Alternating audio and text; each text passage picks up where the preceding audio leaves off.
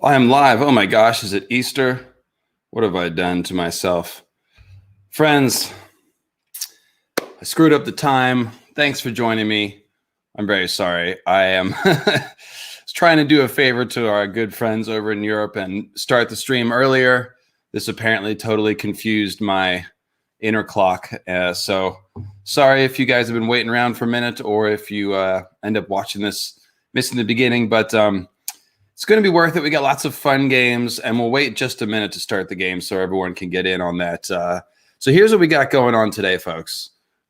This is Easter in space, mythical astronomy Easter. So I've got my pastel sort of gaudy NASA sweater. It's got some god awful colors on the back. I loved it. I fell right in love with it at first sight. So no floppy ears. I am. See, the thing about Easter is, although you think about rabbits, and we're going to talk about rabbits a little bit,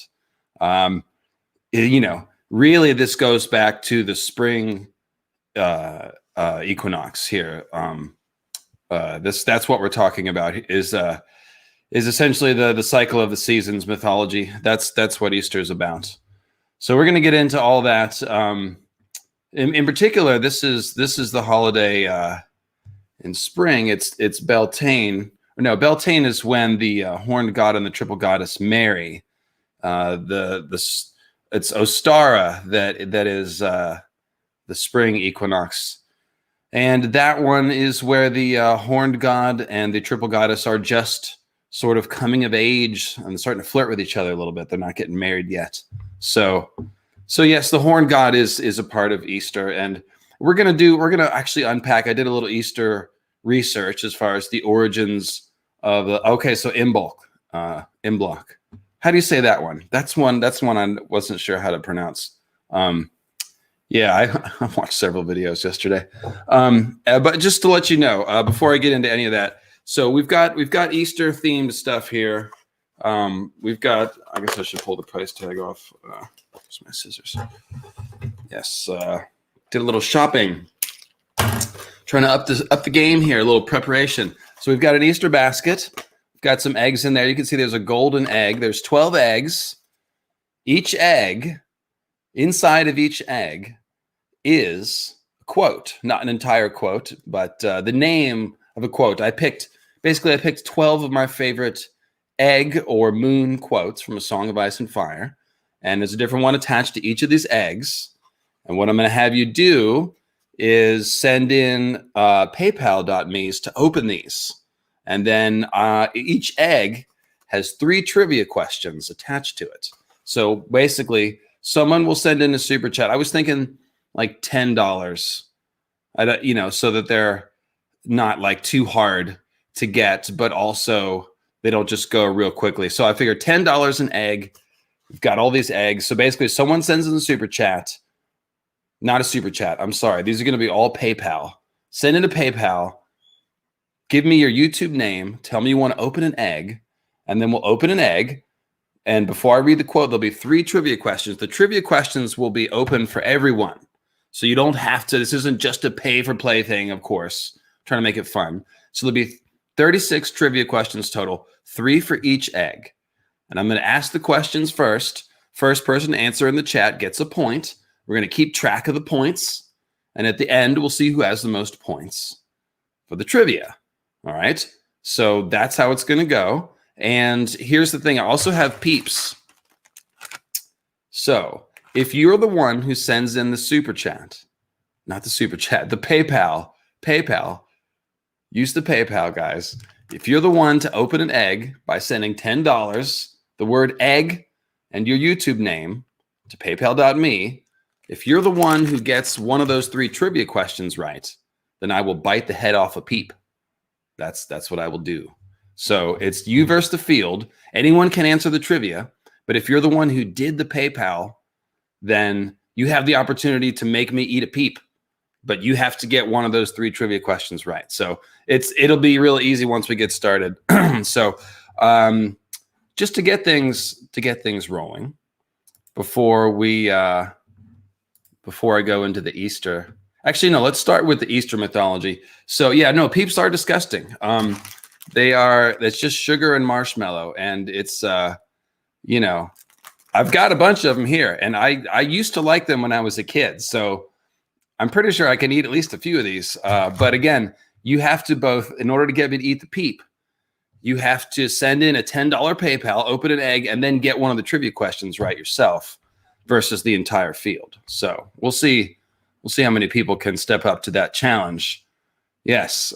So let's give everyone a chance to file in. And I want to start off by talking about Easter just a little bit in general, because as we'll set up some of the egg quotes that we're going to get into. So Easter is... So most Christian holidays have pagan origins. This is something a lot of you probably know. And the reason for that is very simple. When Christianity was spreading through Europe, they were trying, when I say spreading, it means the Christians were trying to spread their faith. They're trying to convert people to their way of life. Now, Europe is fairly, pagan, I guess you could say, animalistic, polytheistic, mostly, nature-based deities and stuff like that. So what you had was this already existing tradition in Europe, loosely, a lot of that falls under the umbrella of what you'd call Germanic folklore.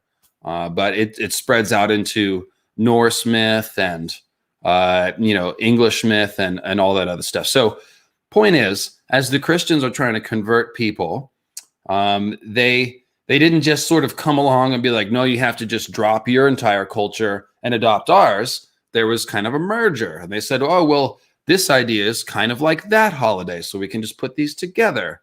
Okay, so for Easter, there is a goddess called Ostara, or it's looks like Eostre, and it's spelled, it's the same goddess. Sometimes it's Eostre, and sometimes it's Ostara, but it's the same spring goddess, Ostara. And some people think that the word Easter comes from Ostara. It's hard to say. There's debate about it. That's what I found out, is that there's not an easy answer. So Ishtar is right out. Ishtar doesn't have anything to do with Easter. There's a Facebook meme that's wrong that's going around that says Easter comes from Ishtar. That is wrong. Those words have nothing to do with each other.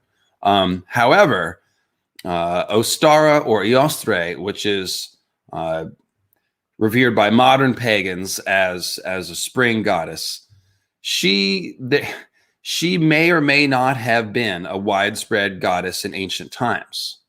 Okay, the thing is, we only have a couple of sources. So about 700 years ago, there's a monk somewhere in Germany who makes literally one line reference to the goddess Eostre, who is worshipped throughout the German, Germanic parts of Europe, and that this was a goddess worshipped at the spring and associated with rabbits, and that's really all there is to it. Then we get another 600-700 years. The Brothers Grimm, right, in the 1800s, they went around Europe and Germany and basically were collecting folklore and categorizing it. So they discovered a tradition like that. They claim to have found a tradition of worshiping Ostara on the spring equinox, and that is basically all we have. Now, I think the Brothers Grimm are pretty credible, but I was reading one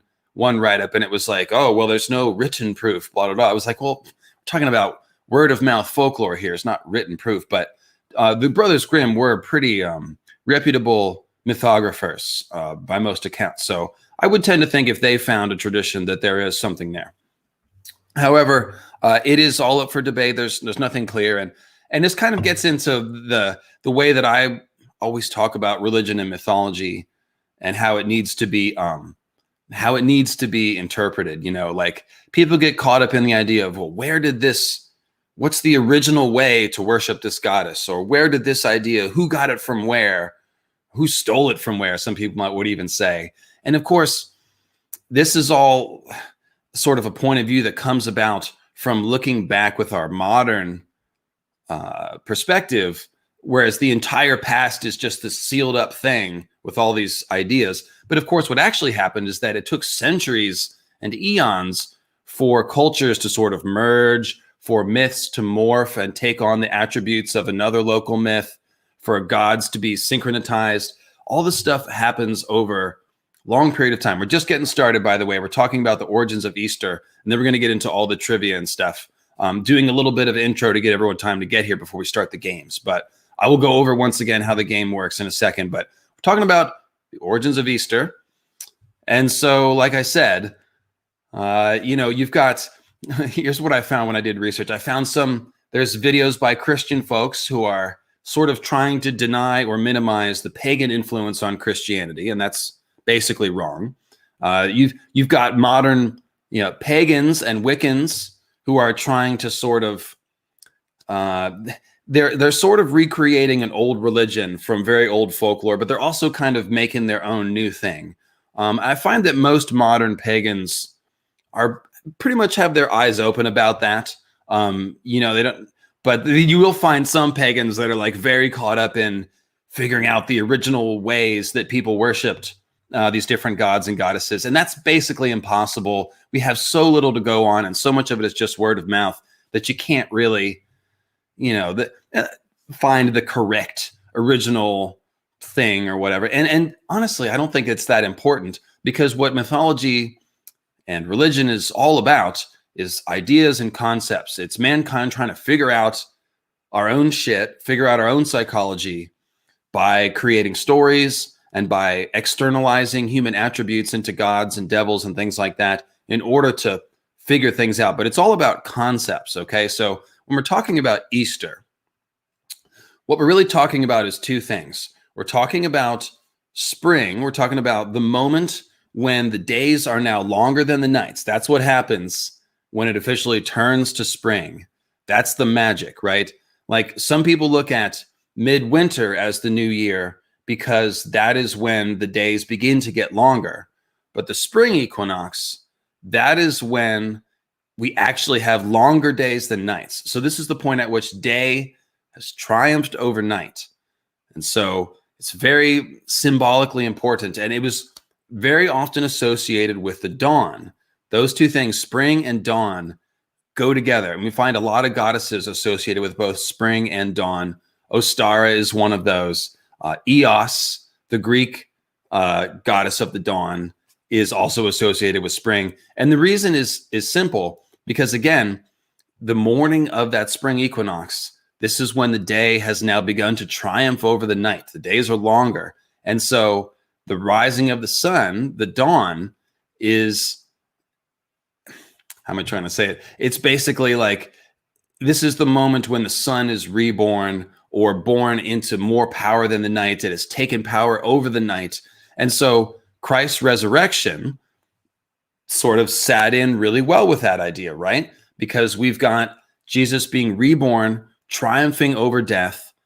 It's the dawn of a new age according to the doctrine of Christianity, all that kind of stuff.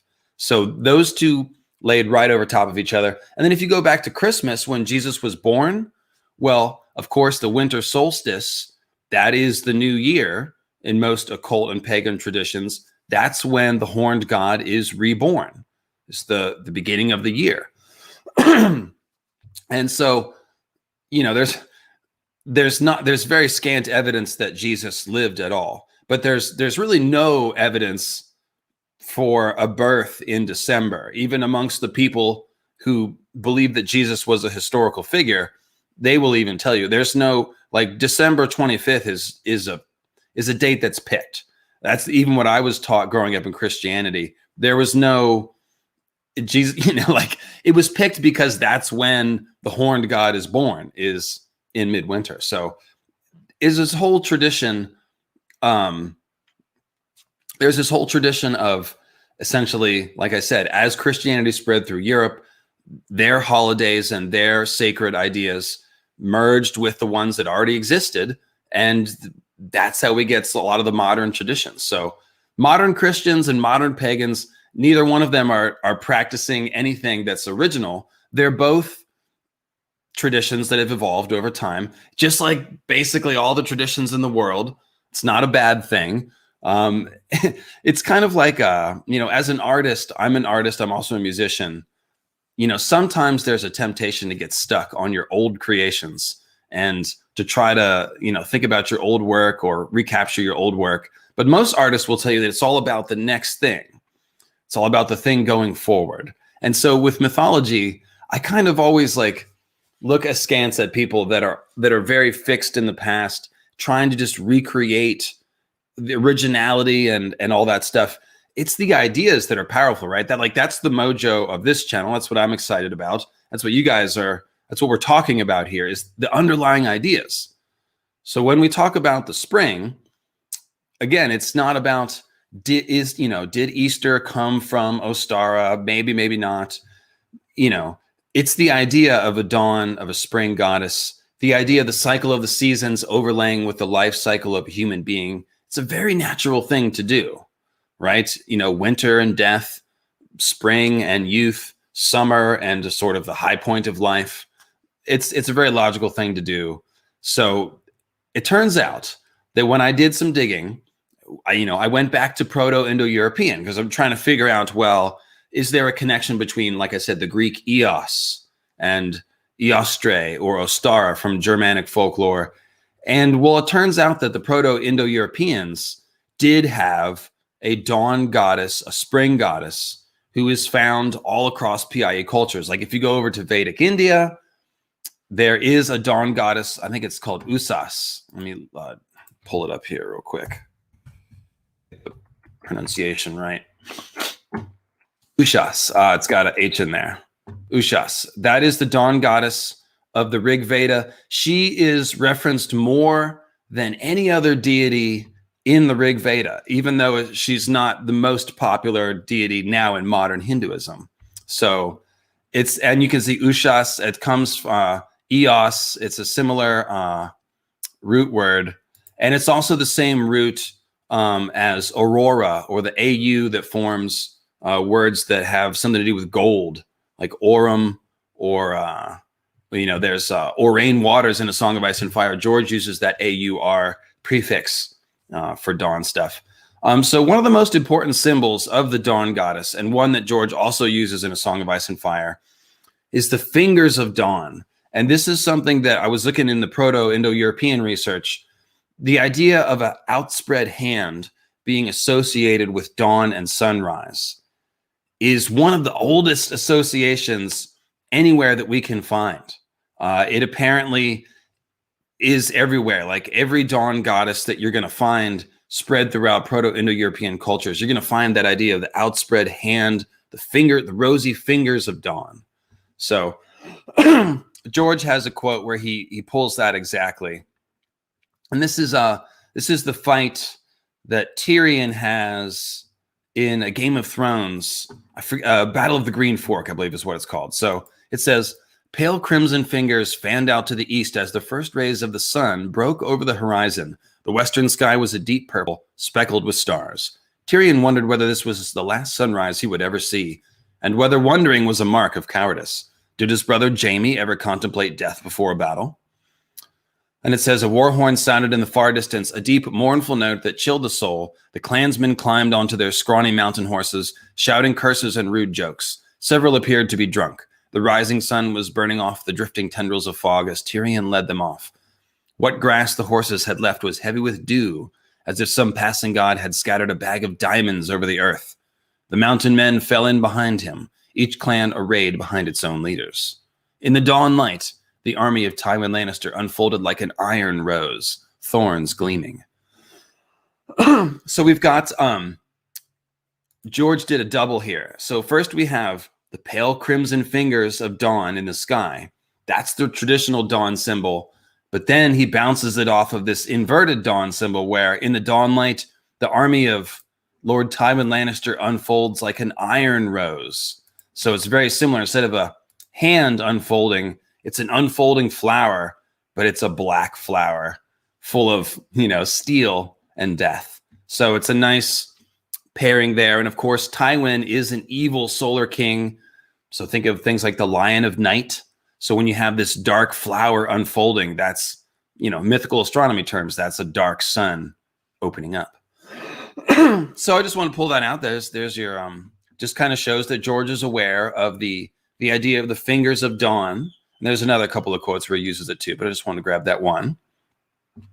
So now that we've got 200 people here on Easter Sunday, yes, we are here to play fun and games. So I'll just go over this again real quickly. I've got 12 of my favorite egg quotes involving dragon eggs, couple involving the moon, or maybe egg from Duncan Egg, or some combination of those. And I've got those in my Easter basket. 12 eggs, including one golden egg right there with a very special quote. That's a good one. So I've got these all. I had Rhaegar read them. So I've got Rhaegar's reading corner set for each one of these eggs. So here's what you can do to open the eggs. You can send me a PayPal, $10 or above, and give me both the word egg and give me your YouTube username so I know how to identify you in the stream. Then, before I read the quote, or before I have Rhaegar read the quote for each one, I'm going to ask 3 trivia questions, which will be answered by the quote. The trivia questions are for everyone. You don't have to pay anything or do any PayPals or anything like that. I'm going to ask the trivia questions. The first right answer that I see, you get the points. So there's 36 questions total. So whoever has the most points at the end will be the winner.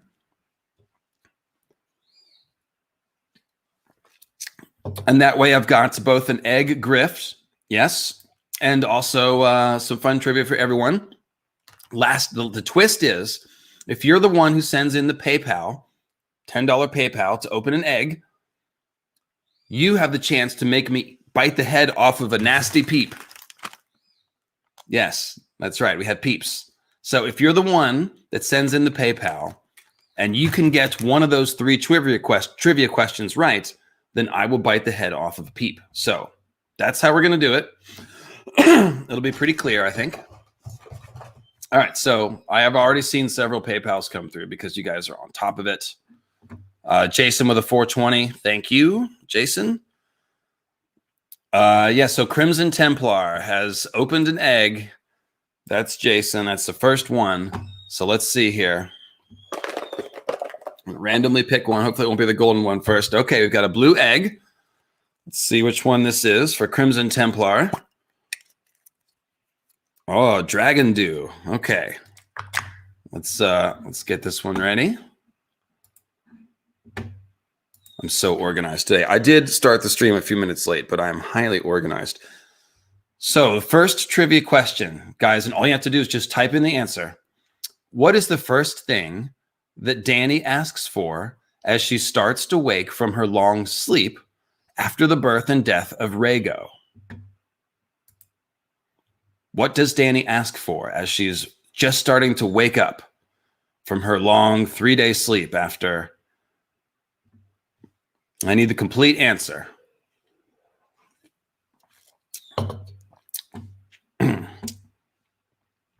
Peeps. Dem eggs. Okay, well, so the first answer, I wasn't clear about this. I got eggs before I got dragon's eggs. I'll go ahead and count that. I will count that. So it's obvious what that meant. So there you go. You got one. Can I get a mod, Carl Karsnar? Can you just quickly, do you think you can jot down just the name of everybody who gets a question right? If they get a second question right, just put another check mark by them. Carl, you're the man. I'm sure you can handle that, right? So, all right. So yes, it was her dragon's egg. Second question, which dragon's egg did she end up getting and then sleeping with before she woke up there? Which egg?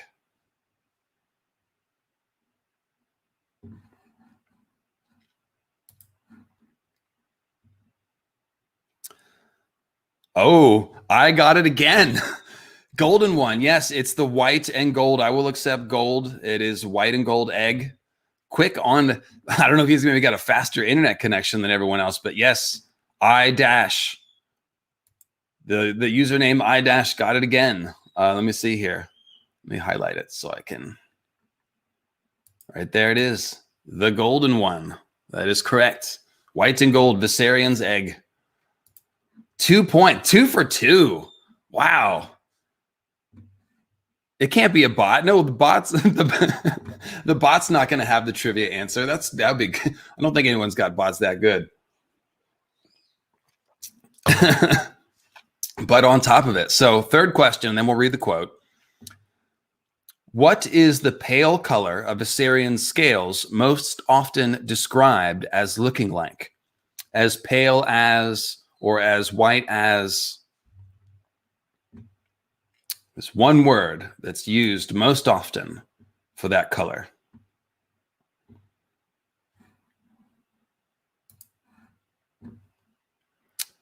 And looks like Lauren got it. Lauren Griffith. Cream. That is correct. Cream. No, there's answers do not need to be in the form of a question. Just the answer. Okay, so let's go ahead and kick it over to Reading Rhaegar for the Dragon Do quote.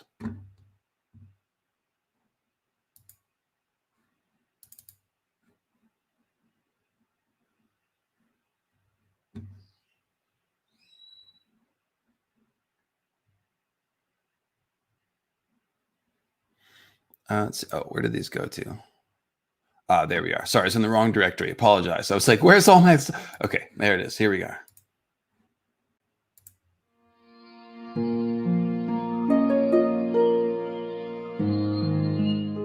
Sarah's saying this will make me look more festive, less of a bummer. Can't you feel the festive? Yes, well, I suppose I do feel a little more festive. Yeah, see?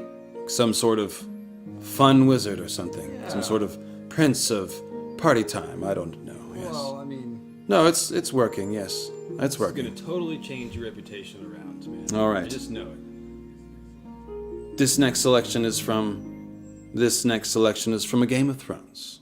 She could feel the heaviness in her limbs as sleep crept in to fill her up once more. Bring me, she murmured, her voice slurred and drowsy. Bring, I want to hold. Yes, the mage asked. What is it you wish, Khaleesi? Bring me egg, dragon's egg, please. Her lashes turned to lead, and she was too weary to hold them up. When she woke the third time, a shaft of golden sunlight was pouring through the smoke hole of the tent, and her arms were wrapped around a dragon's egg. It was the pale one, its scales the color of buttercream, veined with whorls of gold and bronze. And Dany could feel the heat of it. Beneath her bed silks, a fine sheen of perspiration covered her bare skin. Dragon dew, she thought. Her fingers trailed lightly across the surface of the shell, tracing the wisps of gold, and deep in the stone she felt something twist and stretch in response. It did not frighten her. All her fear was gone, burned away. Dany touched her brow. Under the film of sweat, her skin was cool to the touch, her fever gone. She made herself sit. There was a moment of dizziness and the deep ache between her thighs. Yet she felt strong. Her maids came running at the sound of her voice. Water, she told them. A flagon of water, cold as you can find it. And fruit, I think. Dates. Ser Jorah and Mirri Maz Duur entered a few moments later and found Dany standing over the other dragon's eggs, the two still in their chest. It seemed to her that they felt as hot as the one she had slept with, which was passing strange. Ser Jorah, come here, she said. She took his hand and placed it on the black egg with the scarlet swirls. What do you feel? Shell, hard as a rock. The knight was wary. Scales. Heat? No, cold stone. He took his hand away. Princess, are you well? Should you be up as weak as you are? Weak? I am strong, Jorah. And then she hatched the dragons, bitch! Woo!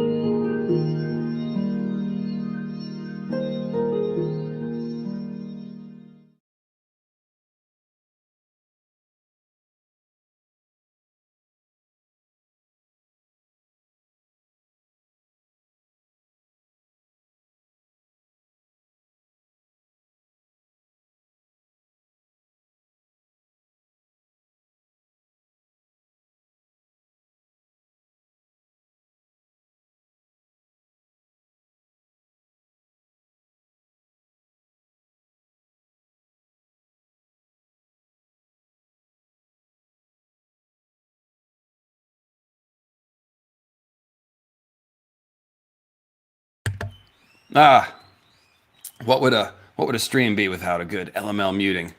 I'll try to not try to not do that like 5 times today. So yes, podcast of Ice and Fire, guys. That's like the OG A Song of Ice and Fire podcast. I used to listen to them way back in the day. Not as much anymore, but yeah, I would totally go on with those guys. They are very funny. And of course, you got to give them respect for doing it for so long. But yeah, sorry about the swearing there. Rhaegar got a little out of control at the end of that reading. It's usually kind of a reserved guy. I'm not sure what happened, but yeah. So anyways, let's see here. Let me just catch up with these PayPal. So Mark wants to open an egg. A patron of mine, Mark. I think that is also your YouTube name. So let's go ahead and open another one in the name of Mark. Oh, I'm not supposed to look. It's supposed to be random.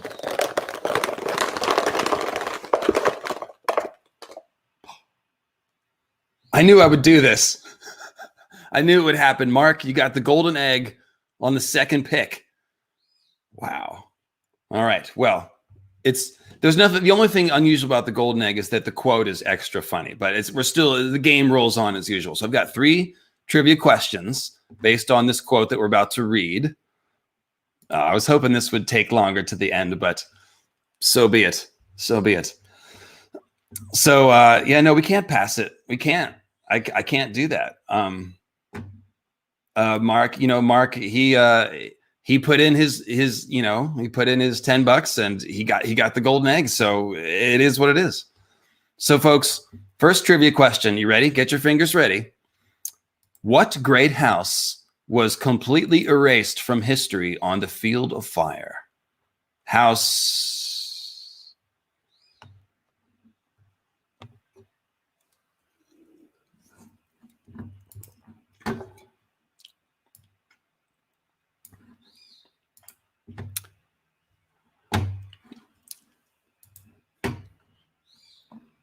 Running away with the competition. You're going to have to get yourself a full username there, my friend. I-. What should I call him? Is this person I-? Is that what it is? Is this supposed to be like a symbol? I don't know what that is, but you've got 3 points, my friend. This person isn't cheating. There's no cheating here. No one knows the questions. I don't think that there's one person who has like a faster internet connection than anyone else, but just getting in a hair in front of everyone else. House Gardener. Okay, so I do have the easy trivia questions first in these sets of 3 so that they get a little harder as they go. So don't get down. Don't get down. He's getting the easy ones here. That's what it is. He's getting the easy ones. You can come back still. There's 36 points out there. So here we go. So second question is, what animal does Lady Olenna compare her son Mace to? It's a very funny one. I is actually Quinn, who's secretly... No, Quinn's not even here. I had to feed his dog for him. He's somewhere else. Owl, oaf. Wait, okay. I think Squisher King, did you get this first? Yep, you did. Sure did. Puffish. That is correct.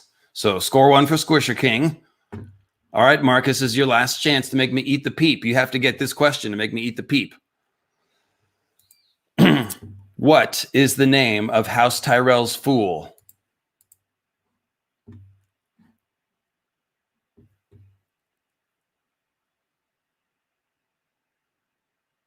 Mark, Puff Daddy. You had a chance, Mark. You were in there. Butterbumps. Michael Lang got it. There it is. It is Butterbumps. No, it was the first one. Sorry.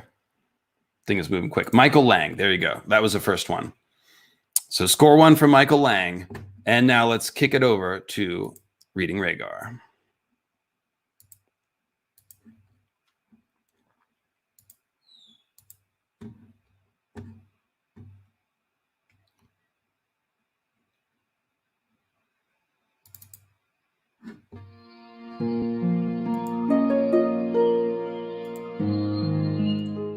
Congratulations, you've won the golden egg, the golden dragon's egg. I can't believe you're making me read this. Just do it like we practiced. Oh, no, I will. I'll give it my all. It's treason, I warned them. Robert has 2 sons, and Renly has an older brother. How can she possibly have any claim to that ugly iron chair? Tut tut, says my son. Don't you want your sweetling to be queen? You Starks were kings once, the Aarons and Lannisters as well, and even the Baratheons through the female line. But the Tyrells were no more than stewards until Aegon the Dragon came along and cooked the rightful king of the Reach on the field of fire. If truth be told, even our claim to Highgarden is a bit dodgy, just as those dreadful Florents are always claiming. What does it matter, you ask? And of course it doesn't, except to oafs like my son. The thought that one day he may see his grandson with his arse upon the Iron Throne makes Mace puff up like... Well now, what do you call it? Marjorie, you're clever. Be a dear and tell your poor old half-daft grandmother the name of that queer fish from the Summer Isles that puffs up to 10 times its own size when you poke it. They call them puffish, grandmother. Yes, of course they do. Summer Islanders have no imagination. My son ought to take the puffish for his sigil, if truth be told. He could put a crown on it the way the Baratheons do their stag. Mayhaps that would make him happy. We should have stayed well out of all this bloody foolishness, if you ask me. But once the cow's been milked, there's no squirting the cream back up her udder. After Lord Puffish put that crown on Renly's head, we were in the pudding up to our knees, so we are here to see things through. And what do you say to that, Sansa? Sansa's mouth opened and closed. She felt very like a puffish herself.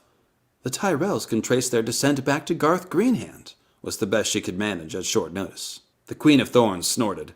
And so can the Florents, the Rowans, the Oakharts, and half the other noble houses of the south. Garth liked to plant his seed in fertile ground, they say. I shouldn't wonder then more than his hands were green. Sansa, Lady Alary broke in, you must be very hungry. Shall we have a bite of boar together and some lemon cakes? Lemon cakes are my favorite, Sansa admitted. So we have been told, declared Lady Olenna, who obviously had no intention of being hushed. That Varys creature seemed to think we should be grateful for the information. I've never been quite so sure what the point of a eunuch is, if truth be told.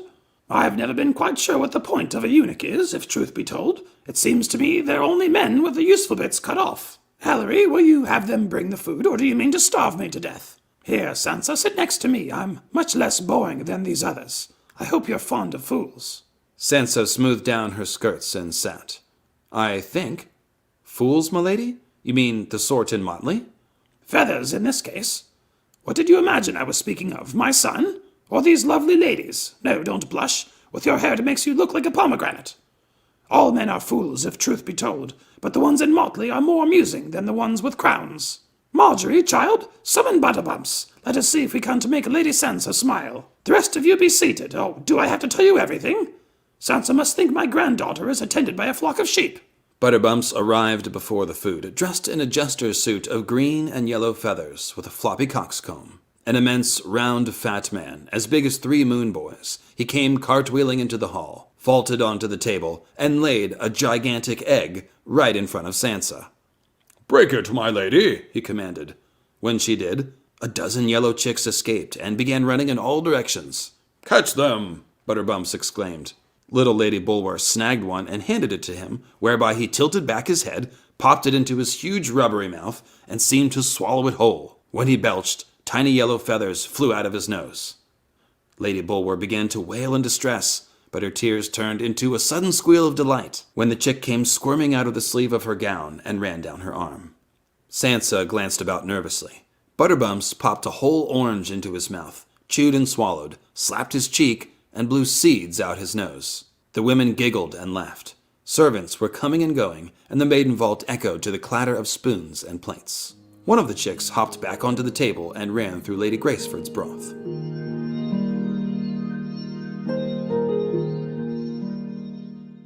Bleeding star in the sky, prophesies o'er a high. Take a look in a book, it's reading Rhaegar.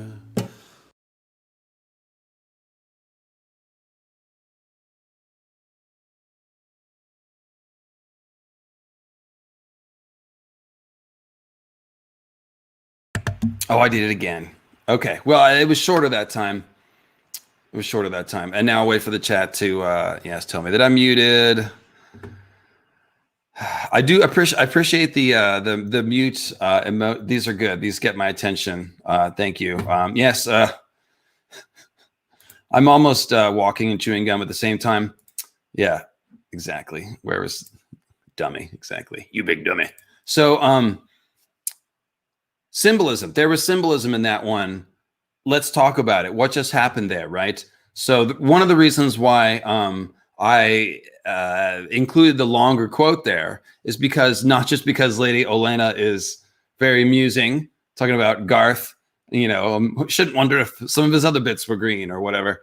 But yeah, what's going on here? So first of all, she calls her son Mace. She talks about fools and kings, and she's switching them and saying, oh, the fools with crowns are less entertaining or whatever. House Tyrell's colors are gold and green. And so then in comes the fool, Butterbumps, dressed in gold and green. So it's pretty obvious that Butterbumps is acting as a depiction of the king here, the Solar King, we can say. He's a very comical Garth figure, okay? He's fat. The Garth stereotype is one of bounty, big appetites, Robert Baratheon, etc. So this is like the fool version of Robert Baratheon, if you will. So he's a Solar King. Then he lays an egg, right? So that's obviously very funny. But the egg then becomes the moon, of course, right? Because that's the big symbol that we're working with here. The moon was an egg, and it hatched the dragons, right? I was going to read that one right at the beginning, but I think we've all heard it a million times. So you guys know the moon is like an egg. That's where the dragons come from. So Butterbumps, our foolish Solar King, he lays an egg. Then Sansa, who is a moon queen, she breaks open the egg. Sansa is basically the same as the egg, okay? So there's a little bit of one, kind of like when Dany goes into the pyre, her and the dragon's eggs are the same symbol. She's a moon symbol. They're a moon symbol. She goes in and burns. The dragon eggs burn. And then they both are reborn out of the fire together as dragons. So similar type deal. You'll notice that Sansa blushes like a pomegranate, which means she turns red. So think of a moon face turning red, fiery. Think of, bleeding stars, moon blood, all those ideas, all those symbolic ideas. And of course, when I say moon blood, that refers both to menstrual blood and to the idea of the moon exploding in an explosion of bleeding stars. So it's a parallel symbol. So the moon is an egg. What? Oh, okay. Well, I think we've got a couple of new people. So yes, the moon is an egg. Khaleesi. We'll go ahead and read it. I have it right here. So this is the foundational quote of mythical astronomy. This is where it all started, my big theory. And it's a nice short little quote, so I'll just read it here. It says, Dany gave the silver over to the slavers for grooming and entered her tent. It was cool and dim beneath the silk. As she let the door flap close behind her, Dany saw a finger of dusty red light reach out to touch her dragon's eggs across the tent. For an instant, 1,000 droplets of scarlet flame swam before her eyes. She blinked, and then they were gone. Stone, she told herself. They are only stone. Even Illyrio said so. The dragons are all dead. She put her palm against the black egg. Fingers spread gently across the curve of the shell. The stone was warm, almost hot. The sun, Dany whispered. The sun warmed them as they rode.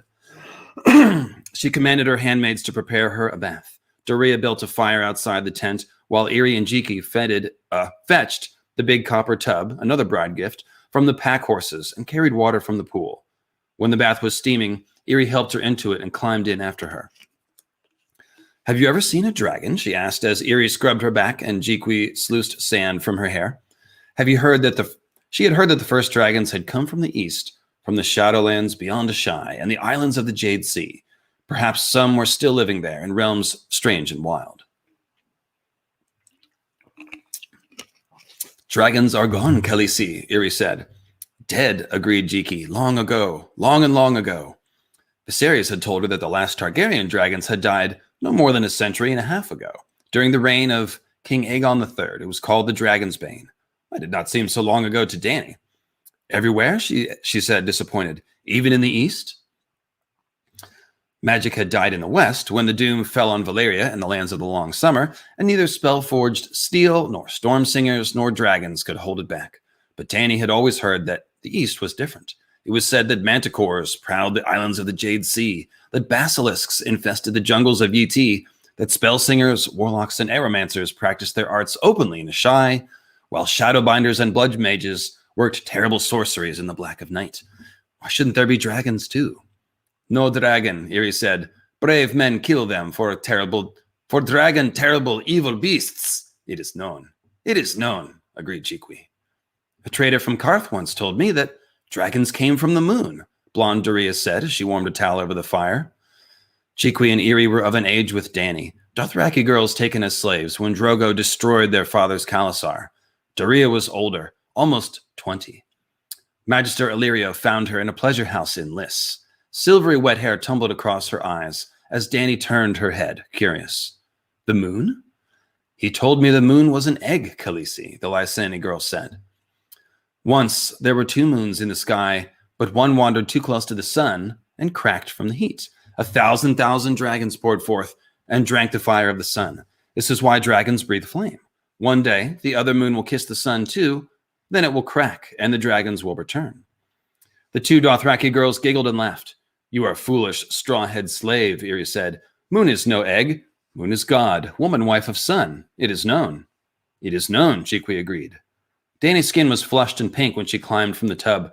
Cheequi laid her down to oil her body and scrape the dirt from her pores. Afterwards, Irri sprinkled her with spice flour and cinnamon. While Doria brushed her hair until it shone like spun silver, she thought about the moon, eggs, and dragons. So, just in case anybody's not clear on what this is about. Once there were 2 moons in the sky, one wandered too close to the sun and cracked from the heat. Okay, so if a moon wanders close to the sun in the sky, that's describing a solar eclipse, right? That's the only time we can see the moon looking close to the sun, because normally when the sun's out, you can't see the moon. The moon is not bright enough. You just can't see it during the day. Or if you can see the moon during the day, but only when it's opposite of the sun. So the sun's on one side of the sky, the moon's on the other sky, then you'll see that sort of day moon. But if the moon is actually near the sun, you can't see it unless it's an actual eclipse. Once you have an eclipse, then it actually looks like the moon is kissing the sun. And of course, eclipses have been the cause of mythology all throughout world history because they're very impressive. They get everyone's attention. They make all the dogs freak out. I remember the last solar eclipse a couple of years ago. All the dogs in my neighborhood went crazy. So the point is, the moon wandering too close to the sun, that's describing an eclipse. But then it says it cracked from the heat and 1,000 dragons poured forth. So an eclipse doesn't crack the moon, right? It only looks like the moon is close to the sun. It's not actually anywhere near the sun. So this is folklore that we're talking about. However, dragons have been used as a symbol for comets and meteors for all of human history, all of recorded human history. It's pretty obvious. They fly and breathe fire. They land with an explosion. They cause death and devastation. They're very rare, et cetera, et cetera. And so I read this myth and said, oh, well, dragons coming from the moon, that's actually a perfect mythological description of meteors coming from the moon. And if a moon did crack or had any kind of catastrophe, any sort of celestial calamity, then you might get pieces of the moon chipped off that become meteors that then fall through the atmosphere as fiery dragons. And that is how you get this myth of a moon wandering too close to the sun and giving birth to dragons. It's about meteorites. Then I figured out that meteors are a good suspect if we're trying to figure out what could have caused the long night, what could have caused the skies to go dark, right? George has said it's not a purely scientific explanation. However, what George seems to be doing in A Song of Ice and Fire is making his magic sort of ride on the back of natural phenomena.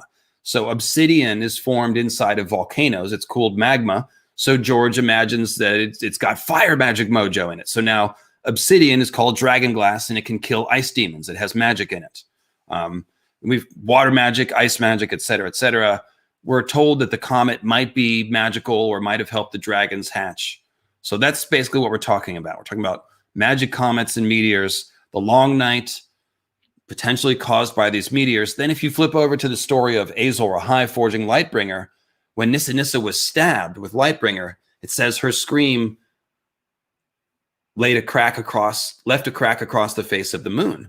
So now we have two myths with a crack across the moon. Forgive me if you've heard all this before, of course.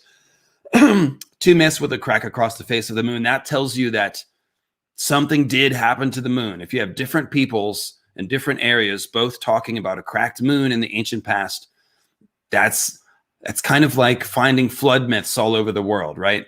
When we started noticing that flood myths were everywhere, we eventually figured out, science caught up to it and figured out, well, during the end of the last ice age, there would have been global flooding because we had sea levels rising by about 400 feet over the course of about 6,000 years and punctuated by 3 key periods of heavy flooding. So you would have had people all over the world living by the coast and losing their land, having to retreat from the floodwaters. And so we eventually figured out all these flood myths there's a truth behind them, right? It's the end of the ice age. And so with this one, that's what we've got. We've got a cracked moon. So and then of course the Azor Ahai myth actually takes place during the long night. So now we have a moon cracking event happening sometime around the long night. And I tend to think that the myth is just a little bit wrong, that it's actually, the moon cracking is what caused the long night, even though the myth says it happened during the long night. I think that the meteors are the most obvious suspect for the long night. So yes, the moon was an egg, Khaleesi, and that's where the dragons come from. So then that whole thing is mirrored when Dany hatches the dragons, because Drogo calls Dany moon of my life. And then she wanders into the fire of the sun, right? Her husband Drogo is her sun and stars. So his funeral pyre is the fire of the sun. She is the moon. She wanders too close to that fire. And that's when the dragons are born, right? The dragon's egg hatch and the dragons hatch from this moon and sun conjunction. So there you go. That's the myth. Now, here's a cool thing. There's a couple of Easter eggs, if you will, in the quote, because I read you the longer version of this quote, right?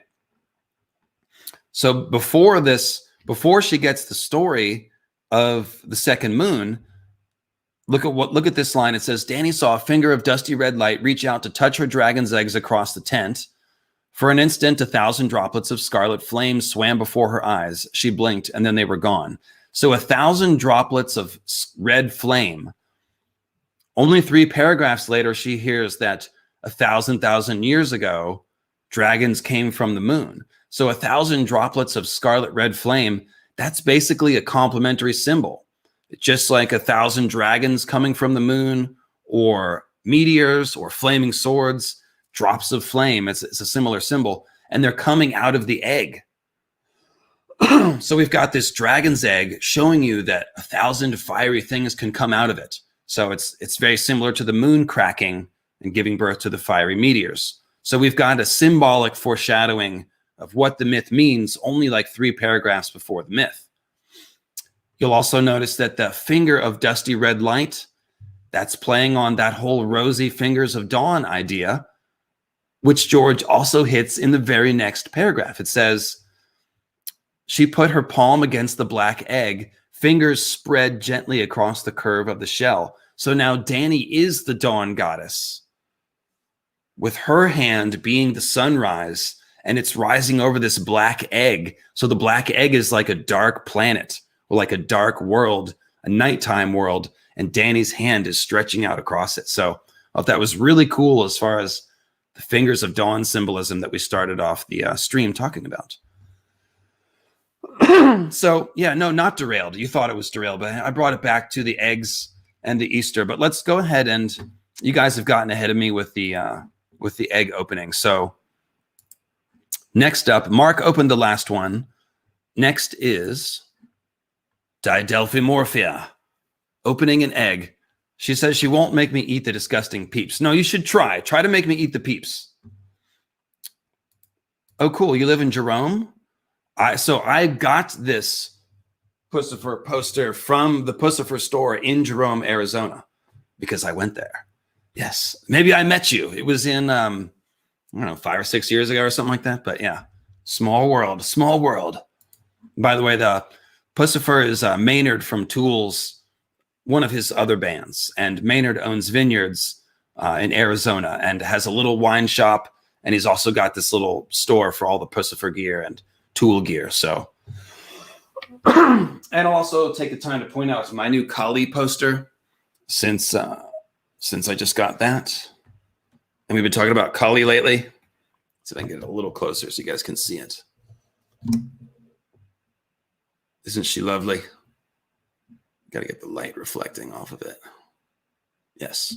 That's from Pale Horse Designs, by the way. You can find them on the internet if you want some cool Vedic art. All right. Let's go ahead and open the next egg on behalf of Didelphimorphia.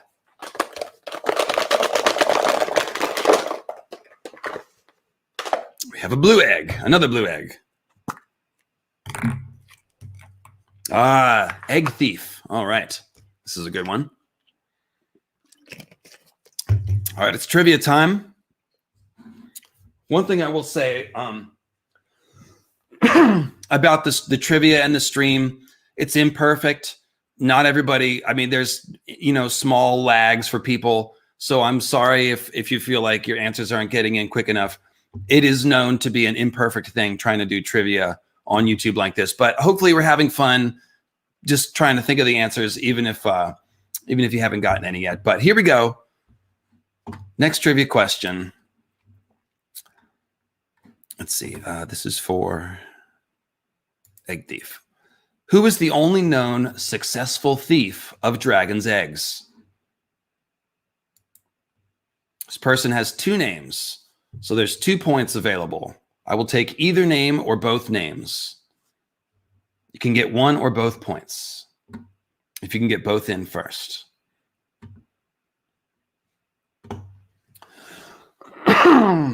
So it looks like first,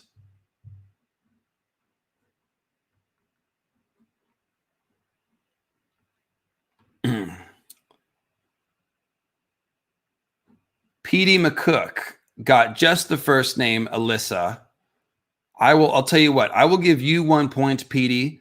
I will give 1 point to the first person to say Elissa Farman, which is Professor Gonzo. And let's see, Raina's girlfriend, not quite. Let's see if anybody got her. What is her alias, though? What is her alias? Did anyone get the alias? Sun Chaser Girl, Elissa Farman. Come on, what was her alias, guys? Got another point just sitting here.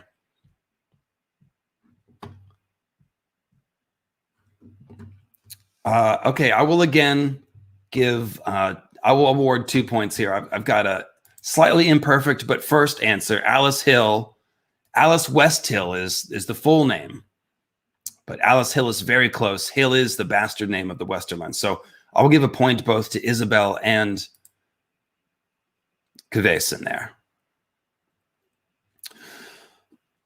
All right, so then next question. What is the name of Elissa Farman's ship? Somebody said it in the chat already, but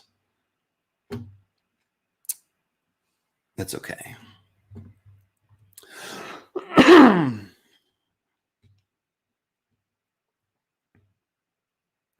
Sun Chaser. It is Sun Chaser, of course. Sorry, that one did leak out in the chat first. But Petey got that one. So, Petey, I'll give you that point. You're on top of this question from all angles. Okay, so here's a good one. What dragon gave birth to the eggs that Elissa stole? That one you're going to have to think about.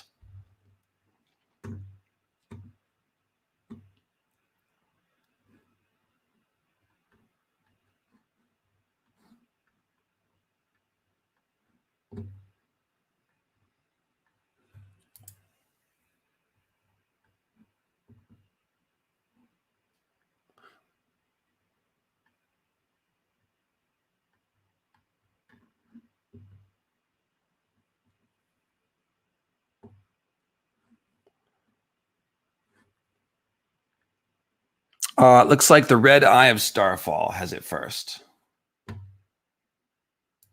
Dreamfire. That is correct. Dreamfire is the answer. Red Eye of Starfall. You got it. Very good. Okay, so now let's kick it to Reading Rhaegar to hear about Elissa Farman, the Egg Thief.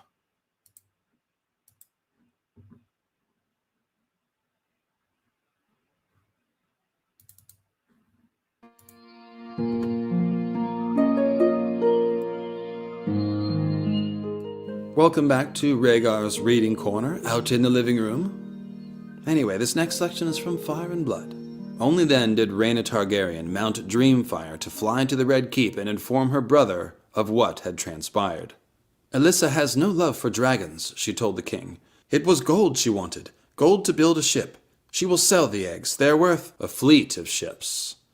Jaehaerys had received his sister in his solar, with only Grand Maester Bennifer present to bear witness to what was said. If those eggs should hatch, there will be another dragon lord in the world, one not of our house. They may not hatch, Bennifer said, not away from Dragonstone. The heat. It is known, some dragon eggs simply turn to stone. Then some spicemonger in Pentos will find himself possessed of 3 very costly stones, Jaehaerys said. Elsewise, the birth of 3 young dragons is not a thing that can easily be kept secret. Whoever has them will want to crow. We must have eyes and ears in Pentos, Tyrosh, Myr, all the free cities. Offer rewards for any word of dragons. What do you mean to do? His sister Rhaena asked him. What I must. What you must. Do not think to wash your hands of this, sweet sister. You wanted Dragonstone, and I gave it to you, and you brought this woman there. This thief. The long reign of Jaehaerys I Targaryen was a peaceful one, for the most part. Such wars as he fought were few and short. Let no man mistake Jaehaerys for his father, Aenys, however. There was nothing weak about him, nothing indecisive, as his sister Rhaena and Grand Maester Bennifer witnessed then, when the king went on to say, Should the dragons turn up anywhere from here to Yi Ti, we will demand their return. They were stolen from us. They are ours by right. If that demand should be denied, then we must needs go and get them. Take them back if we can. Kill them if not. No hatchlings can hope to stand against Vermithor and Dreamfire. And Silverwing? Asked Rhaena. Our sister had no part in this. I will not put her at risk. The queen in the east smiled then. She is Rhaenys, and I am Visenya. I have never thought otherwise. Grand Maester Bennifer said, You are speaking of waging war across the narrow sea, your grace. The costs must needs be borne. I will not allow Valeria to rise again. Imagine what the Triarchs of Volantis would do with dragons. Let us pray it never comes to that. With that, his grace ended the audience, cautioning the others not to speak of the missing eggs. No one must know of this but we 3. It was too late for such cautions, though. On Dragonstone, the theft was common knowledge, even amongst the fisherfolk, and fisherfolk, as is known, sail to other islands, and thus the whisper spread. Bennifer, acting through the Pentoshi Master of Coin, who had agents in every port, reached out across the narrow sea as the king had commanded, paying good coin to bad men, in the words of Rigo Draz, for any news of dragon's eggs, dragons, or Elissa Farman. A small host of whisperers, informers, courtiers, and courtesans produced hundreds of reports, a score of which proved to be of value to the Iron Throne for other reasons, but every rumor of the dragon's eggs proved worthless. We know now that Lady Elissa made her way to Braavos after Pentos, though not before taking on a new name. Having been driven from Fair Isle and disowned by her brother Lord Franklin, she took on a bastard name of her own devising, calling herself Alice Westhill. Under that name, she secured an audience with the Sea Lord of Braavos. The Sea Lord's menagerie was far famed, and he was glad to buy the dragon's eggs. The gold she received in return she entrusted to the Iron Bank, and used it to finance the building of the Sun Chaser, the ship she had dreamed of for many a year.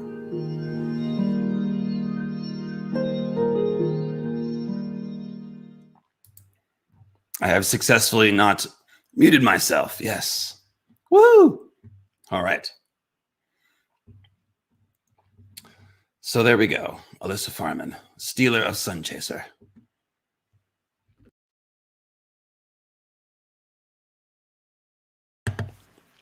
All right, so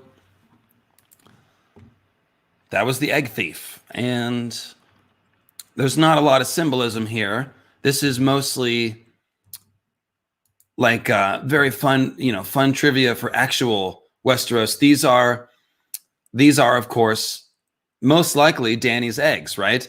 There's tons of direct clues that these are the ones that Dany got.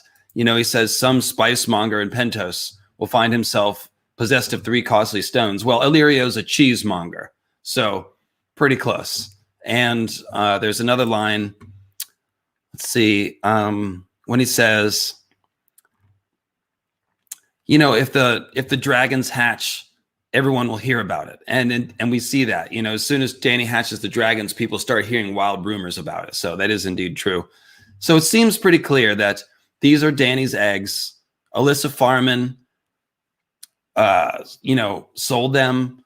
They've been in Pentos the whole time. We never hear that they were taken back. And then somehow Illyrio has them. So this is probably where he got those eggs, which means that Dany's eggs come from Dreamfire, which is pretty cool. Dreamfire is one of my favorite dragons. So let me just check. I want to make sure that there isn't already 12 PayPals so that I don't. Okay, no, we're still good. All right. So the next egg opening is from Zen Master. Zen Master has opened an egg. Thank you, Zen Master, with a $10 PayPal. If you want to open an egg, there are still a few left. You can open here in your name. So we'll get 3 new trivia questions. Oh. Lord Butterwell's egg. All right. It's in the yellow. So here comes the new trivia questions. Get your keyboard right. Oh, so what I was going to say is if you want to make sure that you are not behind it all, you can hit the refresh button on YouTube or look at the little slider where it says live and make sure you slide it all the way over to live. Sometimes over the course of a stream, you can get a few seconds behind. So you can try to do that. Just give you a second to refresh it to make sure everyone is current.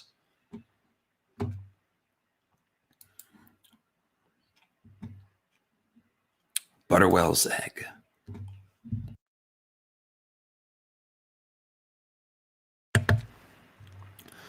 Okay, so what castle hosts the tourney that occurs in the Mystery Night?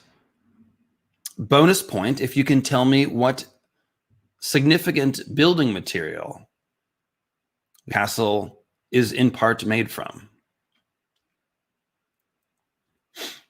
What castle holds the tourney? Okay, it is White Walls. Let's see who got it first.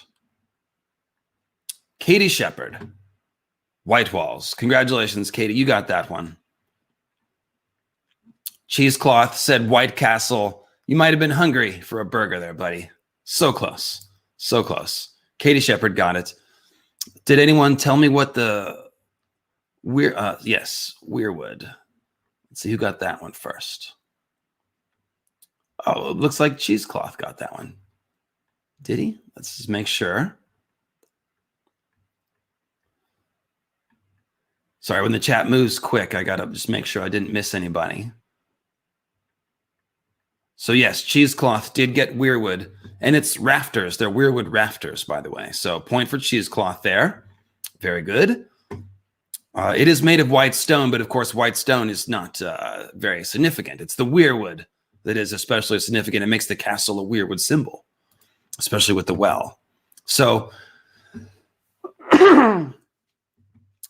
let's see. Oh, yes. While we were in the last quote, I don't know how to change names, pointed out to me correctly that Elissa Farman is not the only successful thief of an egg. There was an egg stolen from White Walls as well. So I will ask the question, who stole the egg from White Walls? We find out at the end of the story, so it's a known answer. Who stole the egg? And Carl Karsnark, if you can give, I don't know how to change names, a point. Hopefully you're keeping score. Otherwise, we're on the honor system, folks. Although iDash has 3, and I don't know if anyone else has 2 yet. Does anyone else have 2 besides iDash? It was the dwarves. It was Bloodraven's dwarves. So yeah, Bloodraven I can't accept because he did not steal the egg. It was the dwarves who stole it. So dwarves is the answer I'm looking for. Even though Bloodraven did put the dwarves up to it, yes. The dwarf. Michael Lang. Oh, that's 2 for Michael Lang, I think, isn't it? Cool. Yes, they they stole it down the privy shaft. I don't think he warged the dwarves. No, I think they just worked for him. So here is okay, final question, guys. Get ready. This is going to be a hard one. What is Dunk holding when he sees the egg? He sees the dragon's egg in Butterwell's chamber. He's holding something. He drops it in order to pick up the dragon's egg. What was he holding?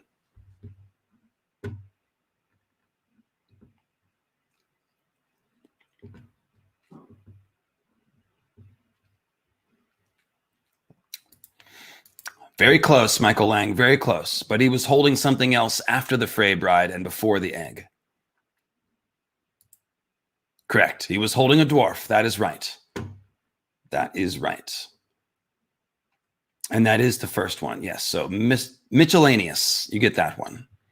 He was literally holding the dwarf. The dwarf jumped on Lady Butterwell and started groping her. And oh, actually, this is in the quote. So let me kick it over to Reading Rhaegar.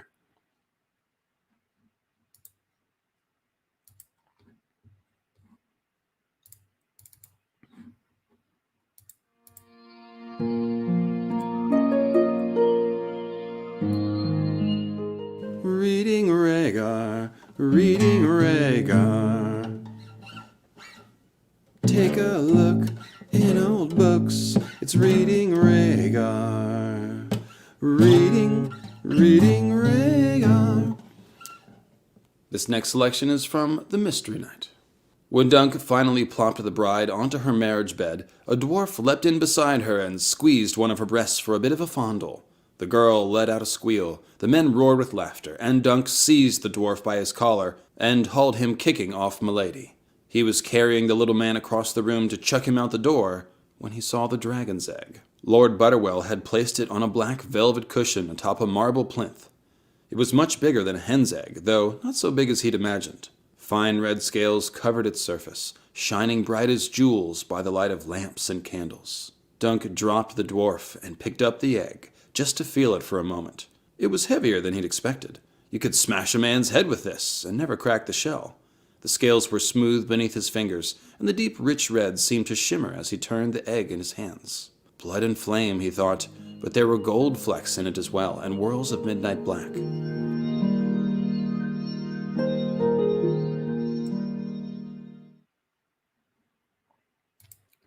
All right, so there you go. He was holding the dwarf, as you can see.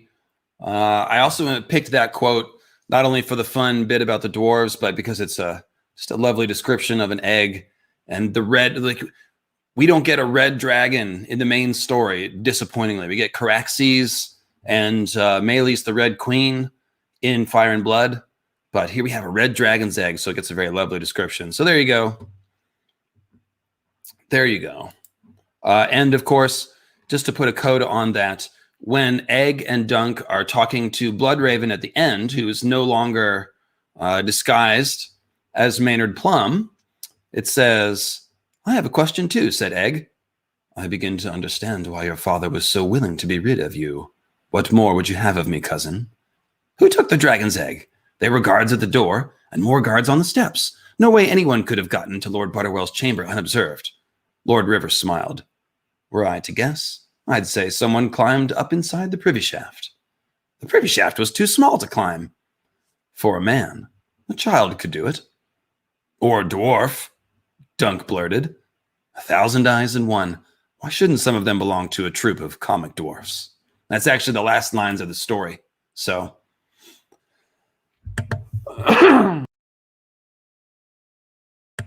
pretty cool stuff there. So let's see here. And of course, I am going to do all this dragon's egg stuff, by the way. Symbolism, when we're talking about stealing the dragon's egg, I'm pretty sure we're talking about stealing a baby from the others. That's what we're talking about, because the egg that hatches at White Walls, as Bloodraven discusses, actually turns out to be Egg himself, the person who comes into his own as a Targaryen after this and is therefore hatching.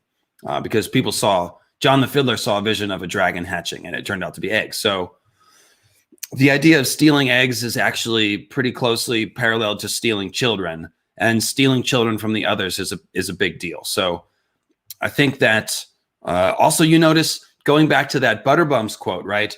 There was 12 chicks running around, and then one of them walked across Lady Graceford's broth. Now, Lady Graceford, that's the name. It's only created for this scene. This is not a character we find anywhere else. So a ford is where you cross a river. So think about crossing the wall at the Night Ford, because the wall is like a river. A grace ford means it's some sort of divine grace, divine mercy coming from this ford. And then we have one of the chicks, one of the 12, crossing the ford. So this sounds like one of the last heroes' crew being a stolen other baby, having crossed over the wall, related to the idea of stealing a dragon's egg from White Walls, which is like a white frozen weirwood castle. So there's some other egg stealing and baby stealing stuff going on, but it seems to all relate to that. So I think I'm going to do an episode pretty soon all about the Mystery Knight, because I think if we unpack the entire story, we can maybe get closer to what that stolen other baby thing is about. But it's just an aside. Let's go ahead and open the next egg on behalf of Lady Dre 3030. I'd like an egg for these trying times. That's an Always Sunny reference. Okay, so let's see here. It's a pink one. Let's see what we got. Oh, this is a lovely one. I almost made this the golden ticket. Bonero. All right. So, trivia question time. Get your fingers ready. How many fingers does the hand of R'hllor have? Happy Easter, Elissa. Yeah, if you have Easter stuff to do, thanks for dropping by.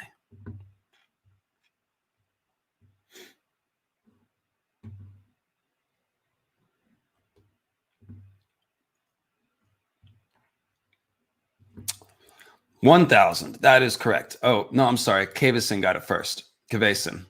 Nope. I'm sorry. Sorry, guys. The chat moves really quick. And the answers get pushed down. Cheesecloth got it. Cheesecloth got it first. Isabel was second. Godzilla got it too. But yes, Cheesecloth gets the point. That's 2 for Cheesecloth, I think. So then it says, what is the signature weapon of the soldiers of the Red Temple? And I'm looking for the full description here. One word answer is not going to cut it. I need the full description of the signature weapon of the soldiers of the Red Temple. It's a certain weapon, and I need at least 1 or 2 words of description.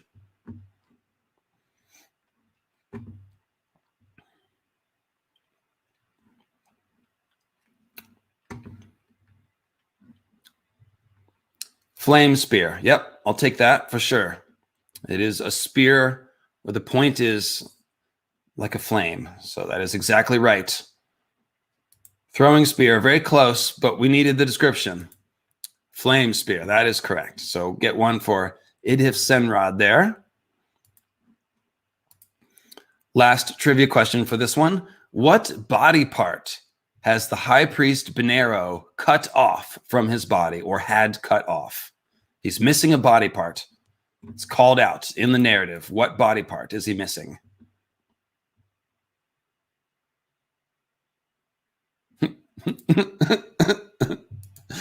No, that's not it. Hand, nope. Pecker, nope. Tonsils, nope.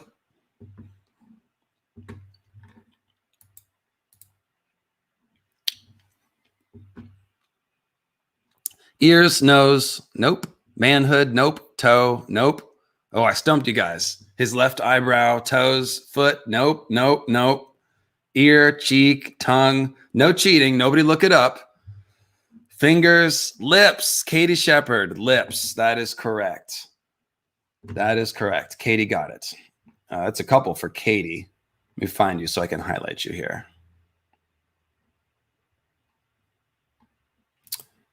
Katie Shepherd, yes, lips, and you did get it first. I watched that one carefully. So let's go ahead and kick it over to Reading Rhaegar for the quote.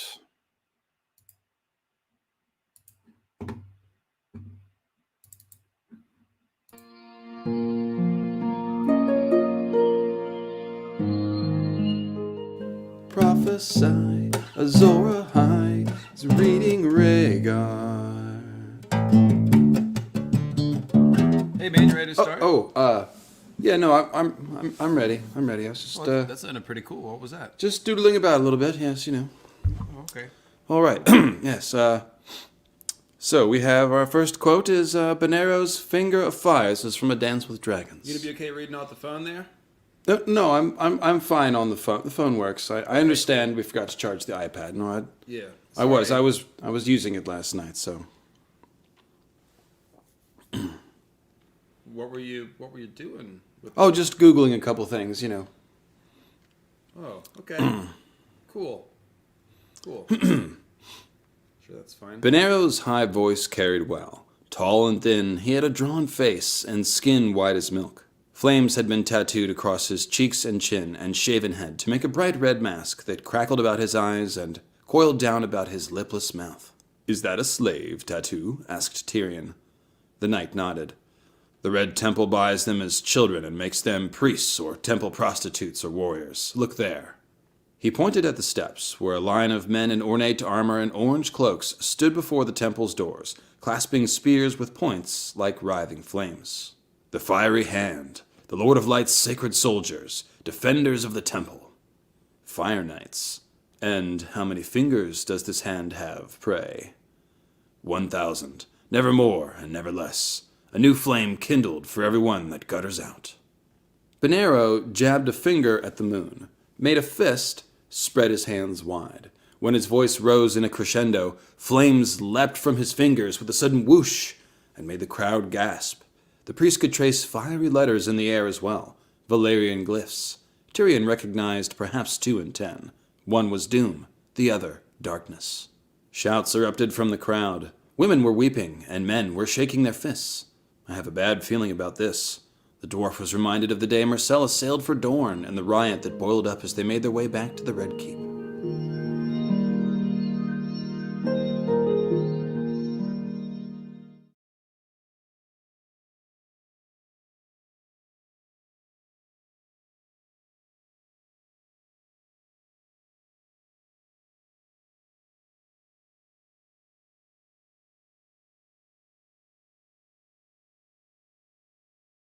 I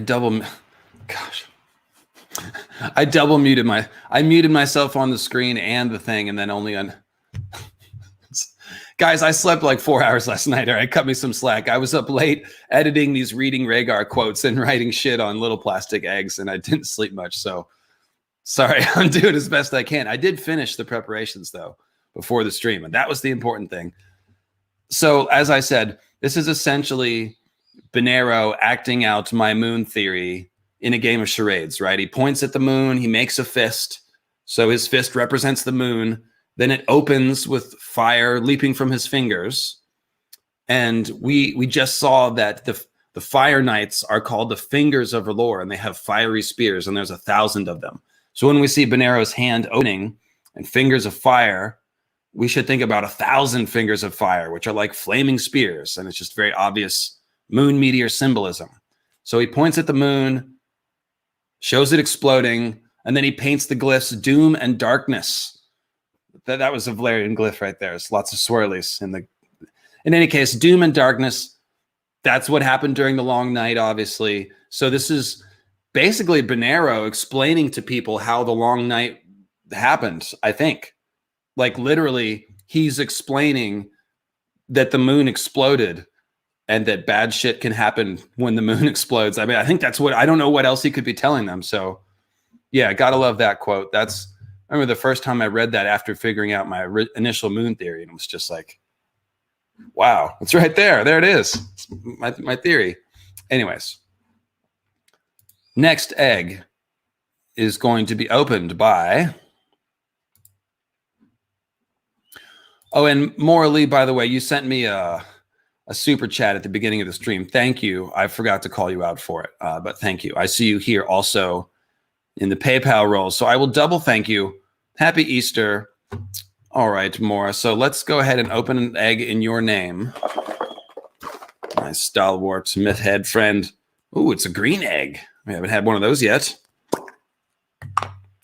Oh, Maura. Oh my, you've opened the pride of Driftmark. Oh boy. Okay, let me get my... Yeah, it's going to get a little creepy here. Trivia time, folks. Get your fingers ready.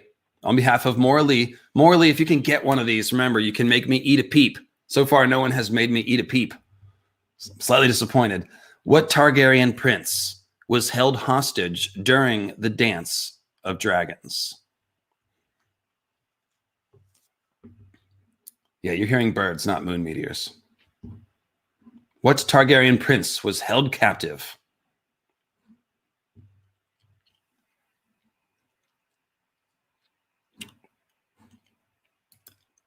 Ooh, Katie Shepard. Katie, you are storming the charts here. Viserys, that is correct. Correct answer is Viserys. How did, second question, next trivia question. You guys ready? Here it comes. How did Viserys try to evade capture? I'll take anything that's close.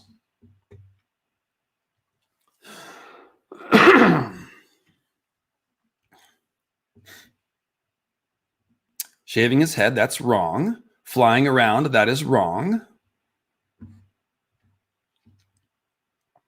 Switched clothes, Michael Lang, that is correct. He dressed up like one of the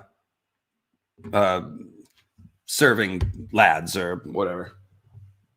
I didn't want to call him a cabin boy. That has a different implication, but he dressed up as one of the serving lads.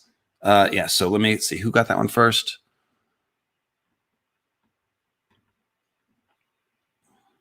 Michael Lang, yes.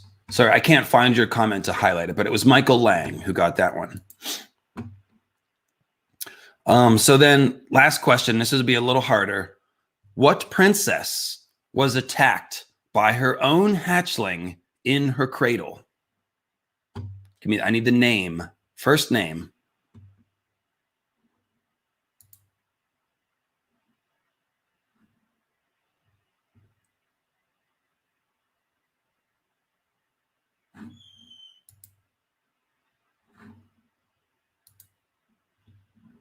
No, I only eat a peep if the person who PayPals the egg gets the question right. So Maura Lee would have had to get one of these right first in order to make me eat the peep. Maybe that was too hard. I don't know. I didn't want to eat too many peeps. I didn't want to make it too easy.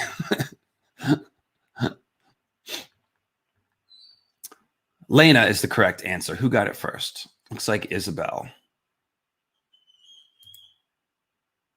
Yes. It was Lena. Isabel, you get that one.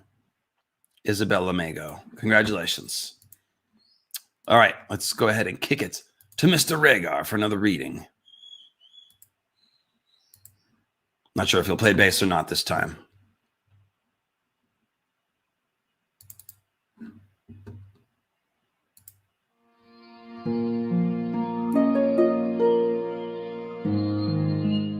Welcome back to Rhaegar's Reading Corner. This next selection is from Fire and Blood. The first omen of the dark times to come was seen on Driftmark, when the dragon's egg presented to Laena Velaryon upon her birth quickened and hatched. Her parents' pride and pleasure quickly turned to ash, however. The dragon that wriggled from the egg was a monstrosity, a wingless worm, maggot-white and blind. Within moments of hatching, the creature turned upon the babe in her cradle and tore a bloody chunk from her arm. As Laena shrieked, Lord Oakenfist ripped the dragon off her, flung it to the floor, and hacked it into pieces. The news of this monstrous dragon birth and its bloody aftermath were greatly troubling to King Aegon, and soon led to angry words between his grace and his brother. Prince Viserys still had his own dragon's egg. Though it had never quickened, the prince had kept it with him throughout his years of exile and captivity, for it held a great meaning to him. When Aegon commanded that no dragon's eggs were to be allowed in his castle, Viserys grew most wroth. Yet the king's will prevailed, as it must. The egg was sent to Dragonstone, and Prince Viserys refused to speak to King Aegon for a moon's turn.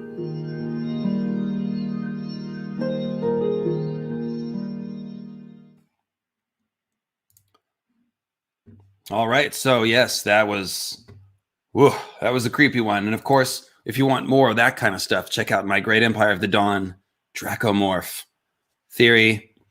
Shout out to Crowfoot's daughter, whose origin of the Dragon Bond videos I sort of piggybacked on with the Dracomorph theory. It's all about the idea that George is using xenomorph ideas from aliens with the whole how did the blood of the dragon first come about. So check out the Dracomorph video.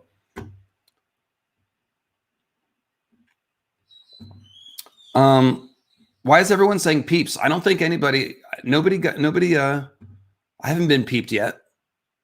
Are you just trying to intimidate me into eating a peep? It's supposed to be the person sends in the PayPal has to get it right. Morris says I don't have to eat a peep, so there. I will eat a peep by the end of the thing if no one makes me to. I will do it. I will. Okay, so let me go back to the email here. Oh, we're out of PayPals. I need somebody to buy an egg so we can keep going. I was afraid this would happen. Although Morley did send in an extra large donation, as did what was the username? So I could open 2 on their behalf just to keep things moving. Lady Dre 3030 also sent me a double. So yeah, I will open another one on behalf of Lady Dre and more. But yeah, I need a couple more eggs. I need a couple more egg purchases, folks. We've got 1, 2, 3, 4, 5 left.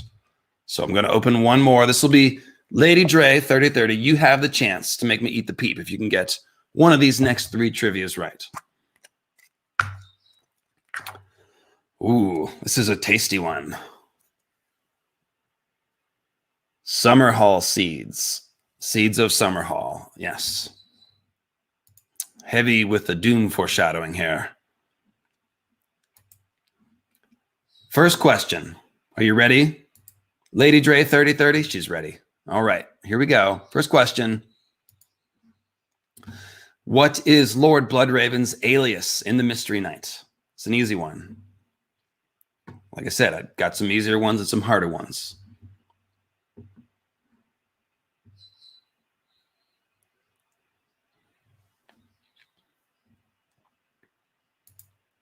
Cheesecloth, again.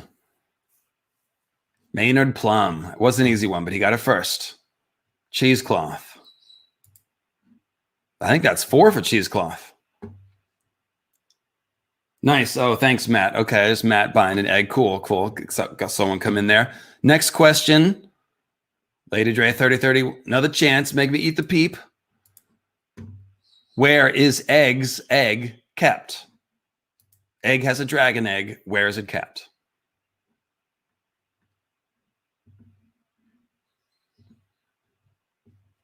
Maynard James Plum. Yes. Shout out to the one and only.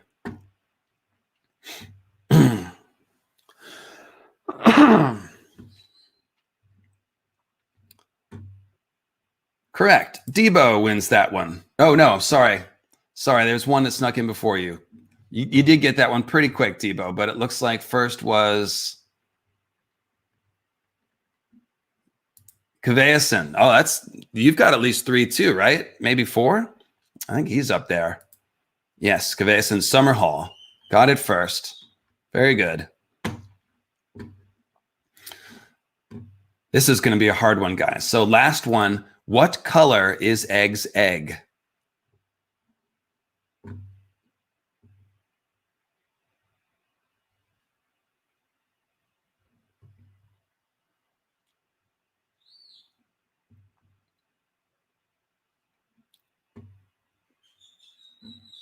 Carl says Kvason has 2. Okay, well, let me know if that's right, Kvason. I thought there might have been 3, but I'm not really sure, so.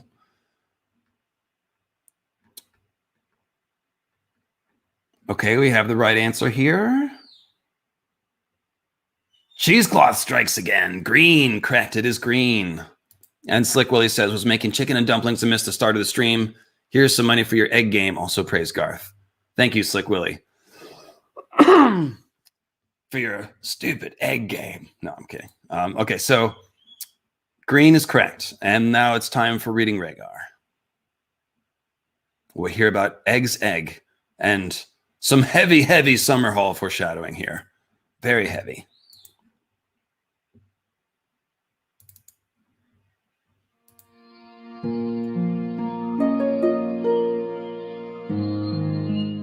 Welcome back to Rhaegar's Reading Corner. This next selection is from The Mystery Net.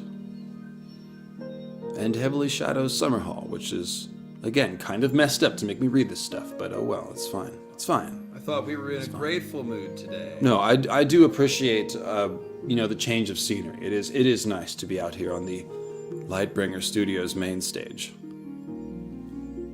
This is, anyways, from The Mystery Night.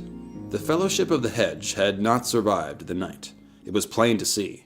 Sir Glendon kept his own company, prickly and sullen. Kyle the cat judged that it would be midday before they were allowed to board the ferry, so he detached himself from the others to try to ingratiate himself with Lord Smallwood, with whom he had some slight acquaintance. Sir Maynard spent his time gossiping with the innkeep. Stay well away from that one, Dunk warned Egg. There was something about Plum that troubled him. He could be a robber knight for all we know. The warning only seemed to make Sir Maynard more interesting to Egg. I never knew a robber knight. Do you think he means to rob the dragon's egg? Lord Butterwell will have the egg well guarded, I'm sure. Dunk scratched the midge bites on his neck. Do you think he might display it at the feast? I'd like to get a look at one. I'd show you mine, sir, but it's at Summerhall. Yours? Your dragon's egg? Dunk frowned down at the boy, wondering if this was some jape. Where did it come from? From a dragon, sir. They put it in my cradle. Do you want to cloud in the ear? There are no dragons. No, but there are eggs. The last dragon left a clutch of 5, and they have more on Dragonstone, old ones from before the dance. My brothers all have them too. Arion's looks as though it's made of gold and silver, with veins of fire running through it. Mine is white and green, all swirly. Your dragon's egg. They put it in his cradle. Dunk was so used to egg that sometimes he forgot Aegon was a prince. Of course they'd put a dragon's egg in his cradle. Well, see that you don't mention this egg where anyone is like to hear. I'm not stupid, sir. Egg lowered his voice. Someday the dragons will return. My brother Daemon's dreamed of it, and King Ares read it in a prophecy. Maybe it will be my egg that hatches. That would be splendid. Would it? Dunk had his doubts. Not Egg. Aemon and I used to pretend that our eggs would be the ones to hatch. If they did, we could fly through the sky on dragonback, like the first Aegon and his sisters. Aye, and if all the other knights in the realm should die, I'd be the Lord Commander of the Kingsguard. Which, of course, he did become the Lord Commander of the Kingsguard. Yes. This has been Rhaegar's Reading Corner.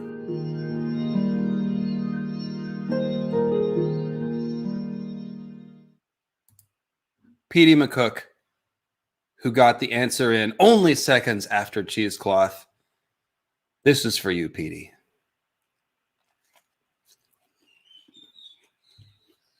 The Headless Peep. Oh, that's bracing. Invigorating. Okay. Sorry for chewing on screen. Oh yeah, that's good. Still not done. Oh yeah.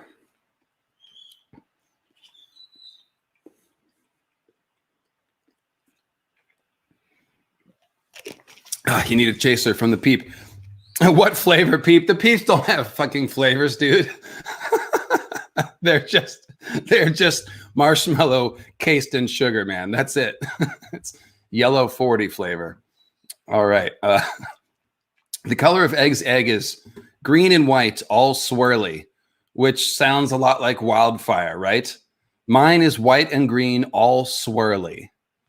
So Egg's egg is kept at Summerhall, and it's all green and swirly. So, I mean, it's very obvious wildfire foreshadowing here. And there's the whole bit about the foot where,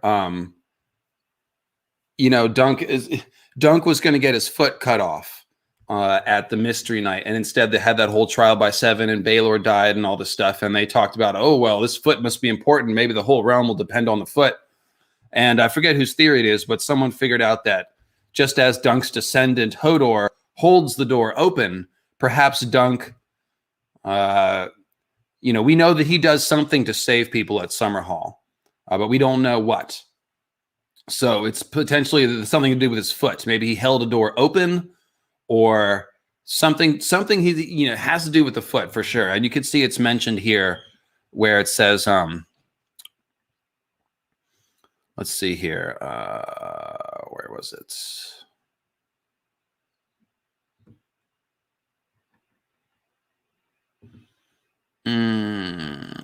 It could be in the part of the quote that I didn't use. I'm sorry. There's a longer section here where his foot is mentioned. I guess it's not in this section, but oh well. There's still plenty of Summerhall foreshadowing, I would say. But yeah, it's a whole foot thing. Yeah, it's a little bit of a rabbit trail, but look out for Dunk's foot. It's going to have something to do with saving the day. Now, okay, so peeps are delicious. Could you mail the leftovers? Oh, I don't know about that. Okay, so yeah, Maekar. It was when Dunk was talking to Maekar. Exactly right. Maekar's got a great line about the high sept, and he's like, maybe you should try sleeping under trees. It's a total green seer thing there. But okay, so we did get some more PayPals in to open some eggs. Thank you, folks. I appreciate that.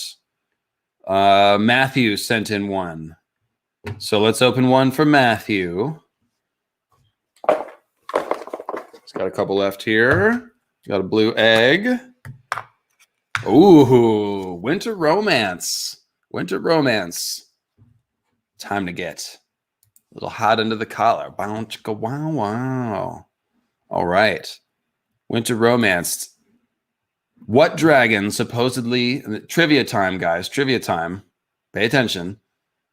And just to be clear, Matthew, if you get any of these, you didn't include your YouTube name, but if you get this, you can make me eat another peep. Please don't do that. What dragon supposedly laid eggs at Winterfell?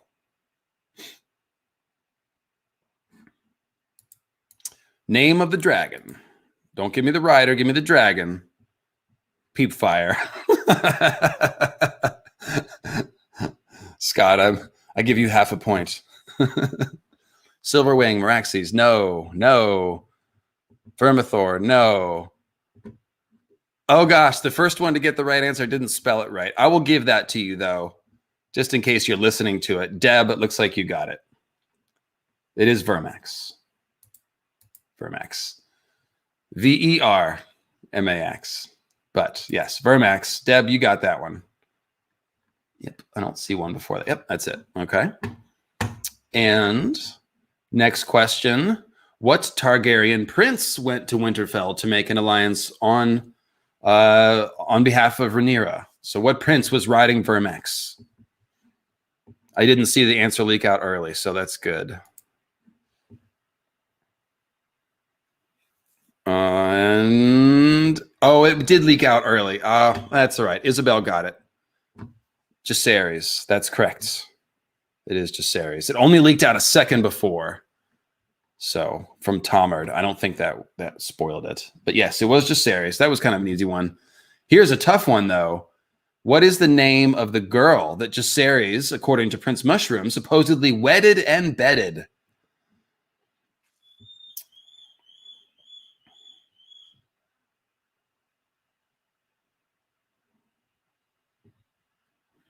The name of the northern girl that Jacaerys supposedly wedded and bedded.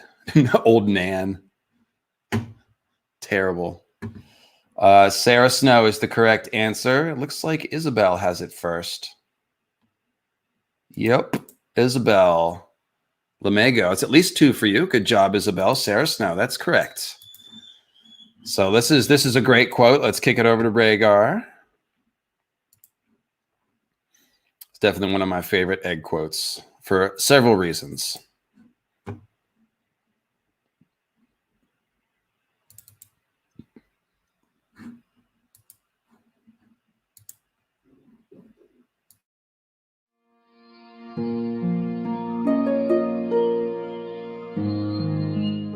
This next selection is from Fire and Blood. Autumn was well advanced when the Prince of Dragonstone came to Winterfell. The snows lay deep upon the ground, a cold wind was howling from the north, and Lord Stark was in the midst of his preparations for the coming winter. Yet he gave Jacaerys a warm welcome. Snow and ice and cold made Vermax ill-tempered, it is said, so the prince did not linger long amongst the Northmen, but many a curious tale came out of that short sojourn.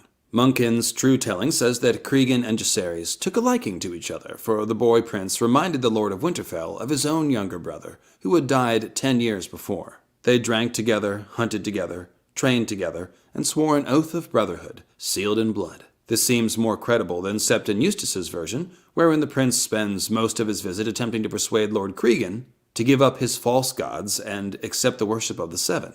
But we turn to Mushroom to find the tales other chronicles omit, nor does he fail us now. His account introduces a young maiden, or wolf girl as he dubs her, with the name of Sarah Snow. So smitten was Prince Jacaerys with his creature, a bastard daughter of the late Lord Rickon Stark, that he lay with her of a night. On learning that his guest had claimed the maidenhead of his bastard sister, Lord Cregan became most wroth, and only softened when Sarah Snow told him that the prince had taken her for his wife. They had spoken their vows in Winterfell's own godswood before a heart tree. And only then had she given herself to him, wrapped in furs amidst the snows, as the old gods looked on. Very interesting. This makes for a charming story. It certainly does. To be sure, but as with many of Mushroom's fables, it seems to partake more of a fool's fevered imaginings than of historical truth. Jacaerys Velaryon had been betrothed to his cousin Baela since he was 4 and she was 2. And from all we know of his character, it seems most unlikely that he would break such a solemn agreement to protect the uncertain virtue of some half-wild, unwashed northern bastard. If indeed there ever lived a Sarah Snow, and if indeed the Prince of Dragonstone perchanced to dally with her, that is no more than other princes have done in the past, and will do on the morrow, but to talk of marriage is preposterous. Mushroom also claims that Vermax left a clutch of dragon's eggs at Winterfell, which is equally absurd. Whilst it is true that determining the sex of a living dragon is a nigh-on impossible task, no other source mentions Vermax producing so much as a single egg, so it must be assumed that he was male. Septon Barth's speculation that the dragons change sex at need, being as mutable as flame, is too ludicrous to consider. This we do know. Cregan Stark and Jacaerys Velaryon reached an accord, and signed and sealed the agreement that Grandmaster Munkin calls the Pact of Ice and Fire in his true telling. Like many such pacts, it was sealed with a marriage. Lord Cregan's son Rickon was a year old. Prince Jacaerys was as yet unmarried and childless, but it was assumed that he would sire children of his own once his mother sat the Iron Throne. Under the terms of the pact, the prince's firstborn daughter would be sent north at the age of 7, to be fostered at Winterfell until such time as she was old enough to marry Lord Cregan's heir. When the Prince of Dragonstone took his dragon back into the cold autumn sky, he did so with the knowledge that he had won 3 powerful lords and all their bannermen for his mother. Though his 15th name day was still half a year away, Prince Jacaerys had proved himself a man and a worthy heir to the Iron Throne. Attaboy, Jacaerys. I'm sure someone will come along and honor that pact sooner or later.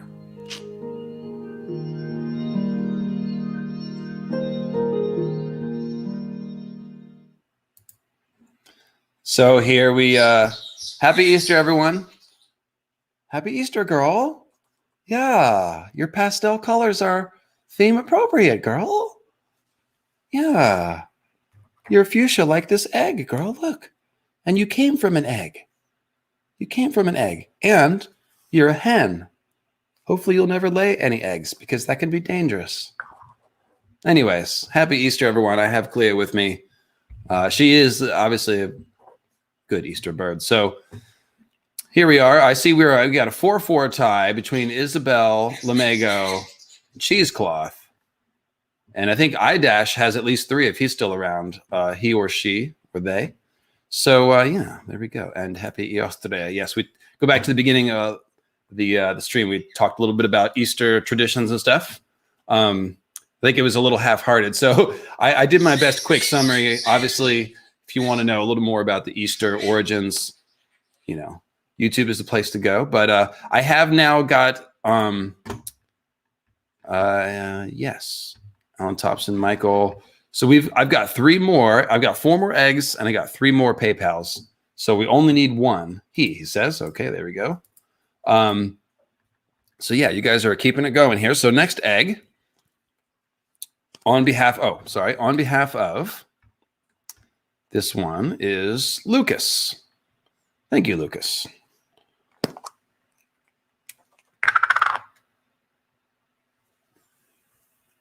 Euron's egg. Wait, there's something written on the back. It says, I quit.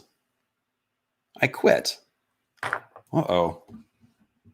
Oh, gosh. All right, let's see what Rhaegar left me for this.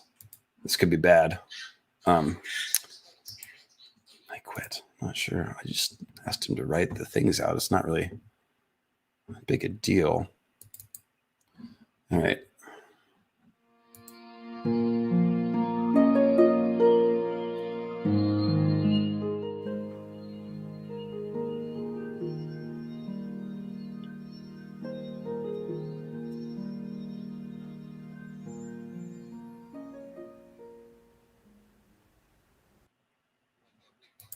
Okay. All right. So I guess he didn't do that one. That's okay. I'll just read it. It's short actually. This is Euron's egg. Okay, so we do have some trivia here. We do have trivia. Yes. Sorry. I just I got distracted when I read the I quit message. I got upset. I just didn't know what was going on. I have to figure that out. I raised his pay to $3 an hour. I don't understand.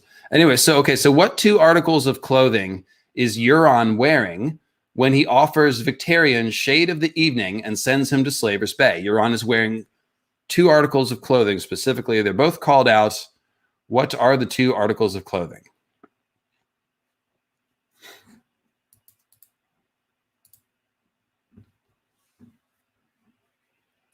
Isabel said sable cloak, but that's only one.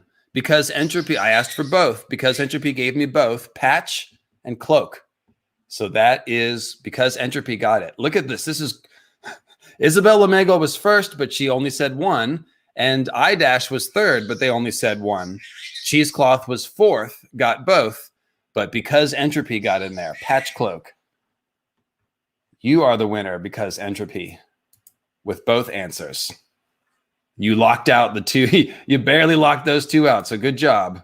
Good job. We got 2 more trivias here on this one. Who did Euron have try to hatch his egg?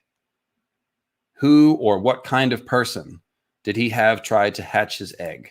I'll take anything that's close there. 2 turntables and a microphone. 2 turntables and a microphone. Where it's at? Yeah, Warlocks is the obvious one, but that is wrong. Pyat Pri, wrong. Pyromancer, wrong. His lover, wrong. I wouldn't get this one. It was really tough. Karth, sorcerer. I don't think that's close enough. Nope. Nope. There's 2 words in the description of who did it. Oh, this is tough.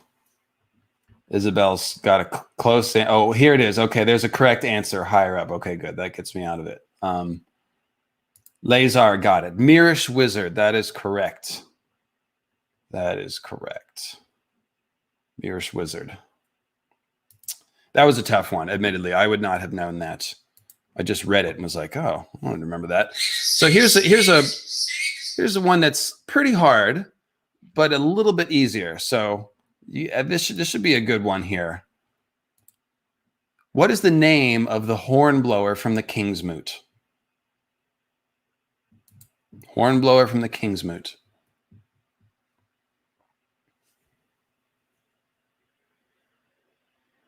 Yeah, you might get a bird butt here and there.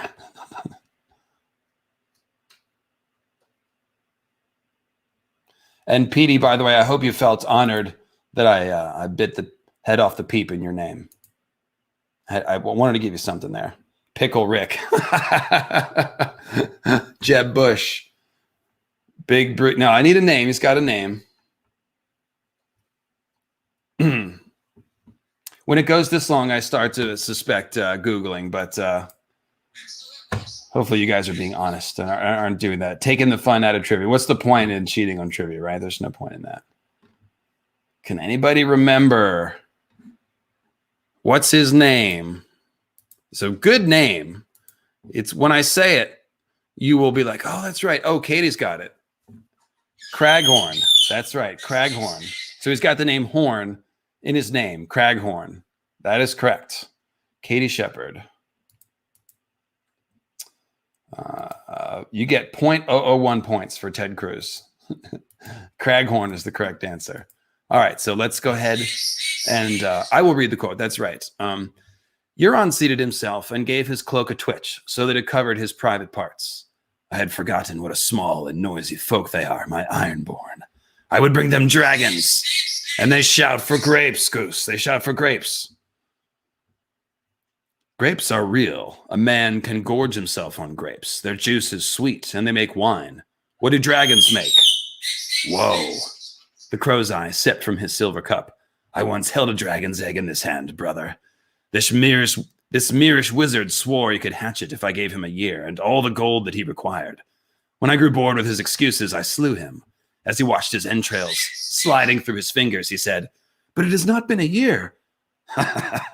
Craghorn's died, you know. Who? The man who blew my dragon horn. When the maester cut him open, his lungs were charred as black as soot. Victarion shuddered. Show me this dragon's egg. I threw it in the sea during one of my dark moods. Euron gave a shrug.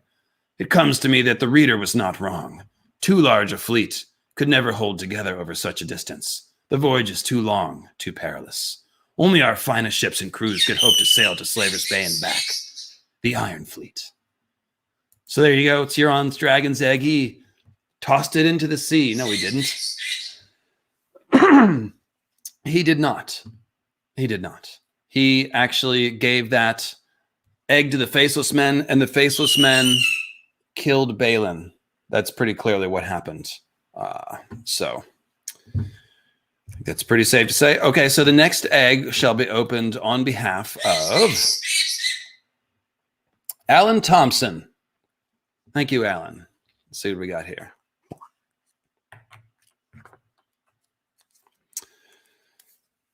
The Blackfire eggs. All right. The Blackfire eggs. Trivia time. Guys, get ready. What lord does Dunk serve in the Sworn Sword? I need both first and last name. Will not accept half answers here at the end of the trivia contest. Trugon. No, it's not Trugon.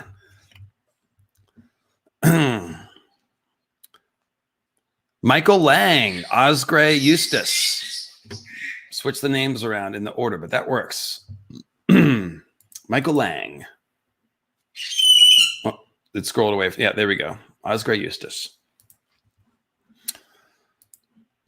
That was the easy one. What king did Eustace Osgray fight for? What king did he fight for? It's only one answer to this.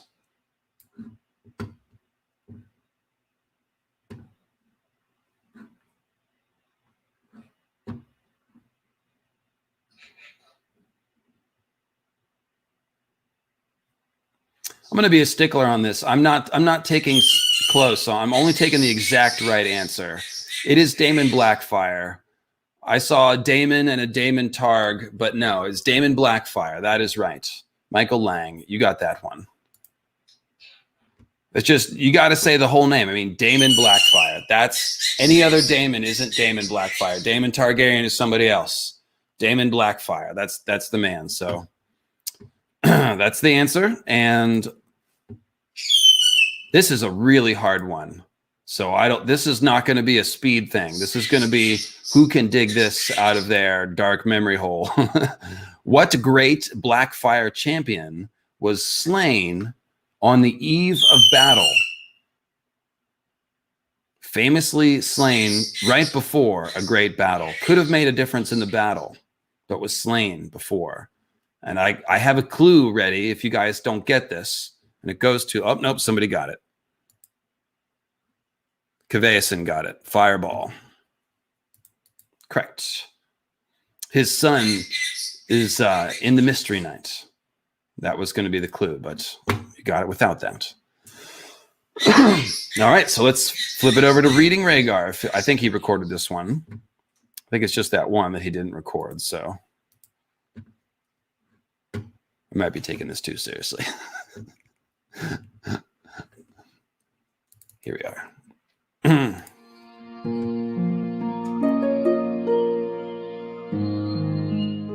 Welcome back to Rhaegar's Reading Corner. This next selection is from The Sworn Sword. You told me your sons died fighting for the king. And so they did. The rightful king, Daemon Blackfire, the king who bore the sword. The old man's mustache quivered. The men of the Red Dragon call themselves the Loyalists, but we who chose the Black were just as loyal, once, though now. All the men who marched beside me to seat Prince Daemon on the Iron Throne have melted away like morning dew. Mayhaps I dreamed them, or more like Lord Bloodraven and his raven's teeth have put the fear in them. They cannot all be dead. Dunk could not deny the truth of that. Until this moment, he had never met a man who'd fought for the Pretender. I must have, though. There were thousands of them. Half the realm was for the Red Dragon, and half was for the Black. Both sides fought valiantly, Sir Arlen always said. He thought the old knight would want to hear that. Sir Eustace cradled his wine cup in both hands. If Daemon had ridden over Gwaine Corbray, if Fireball had not been slain on the eve of battle, if Hightower and Tarbeck and Oakhart and Butterwell had lent us their full strength, instead of trying to keep one foot in each camp, if Manfred Lawston had proved true instead of treacherous, if storms had not delayed Lord Bracken's sailing with the Mirish crossbowmen, if Quickfinger had not been caught with the stolen dragon's eggs. So many ifs, sir. Had anyone come out differently, it could have all turned the other way. Then we would be called the Loyalists, and the Red Dragons would be remembered as the men who fought to keep the usurper Daemon the Falseborn upon his stolen throne, and failed. That's as may be, my lord, said Dunk, but things went the way they went.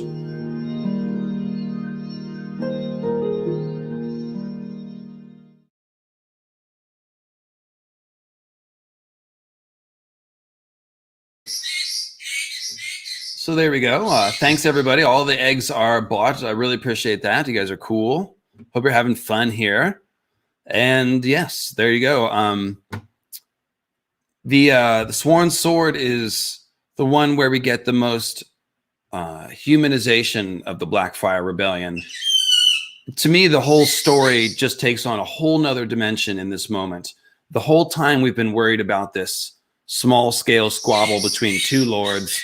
We've been getting a little bit of history, but then all of a sudden, Eustace opens up, and it's like, well, yeah, I fought for the king, the rightful king, Daemon Blackfire. And then he goes on with his whole, we would have been the Loyalists, and just that whole speech. You can hear the loss and the bitterness and the pain, and like, that's what war is to George Martin. Things like that. Bitter old men with dead sons and old grudges and things like that. So pretty good. No, we've got a couple more. We've got two more guys.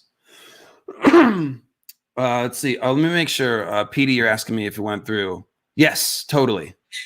I got yours and I got Michael Lang's. That finished it up. Looks like I've got another one too from Mary.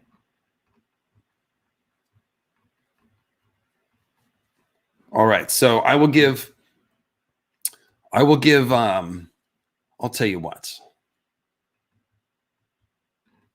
So the next one, on the last one, I will give both Pete and Maud Mary a chance to make me eat the peep. And this next one is from Michael Lang. So let's open up the next egg and see what you got. Michael Lang.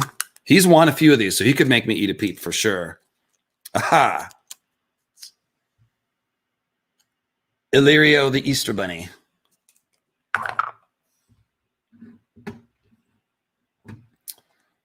So, first trivia question related to Illyrio. What gift does Ser Jorah give to Dany at her wedding to Khal Drogo?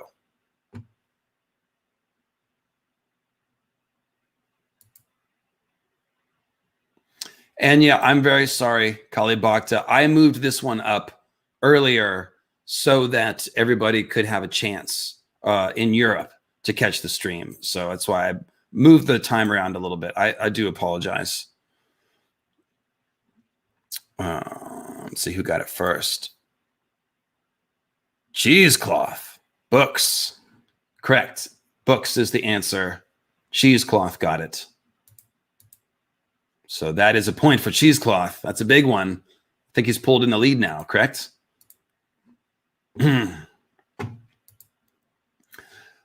How many Dothraki die at the wedding? So remember, the more people die at a Dothraki wedding, the better the wedding is. So how many people die?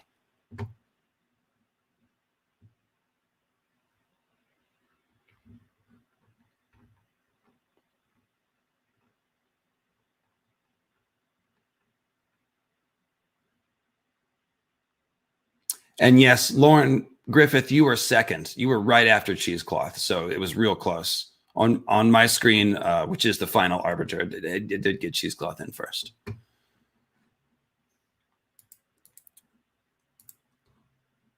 So who got the number right first? Let's see. It is I-12. Correct.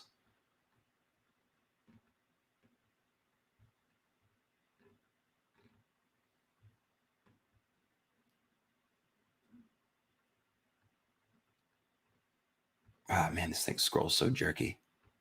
I'm so sorry, guys.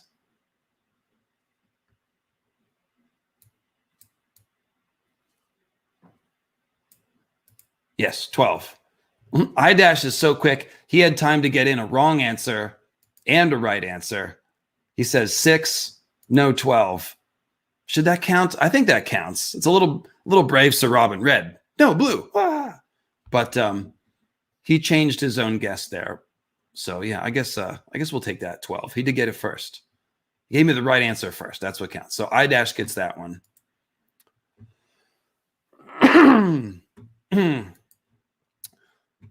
All right, so here's a good one. This next question, there are 3 answers. I need all 3 answers to give the point out for this one. I won't take 1 or 2. It has to be all 3 correct. Question is, what are the 3 bride gifts which Dany refuses and passes to Khal Drogo according to tradition? It's 3 bride gifts. They're called bride gifts, but they're obviously not for her. She passes into Drogo. I need all 3 answers. All 3 answers. Oh, look at that. Cheesecloth. Quick on the draw. Yes, it is a Valyrian, a dragonbone bow, a silver whip, and I forget what kind of auric it is, but yes, that is correct. That was quick. It was like, there it is. There, he's got it. So, all right.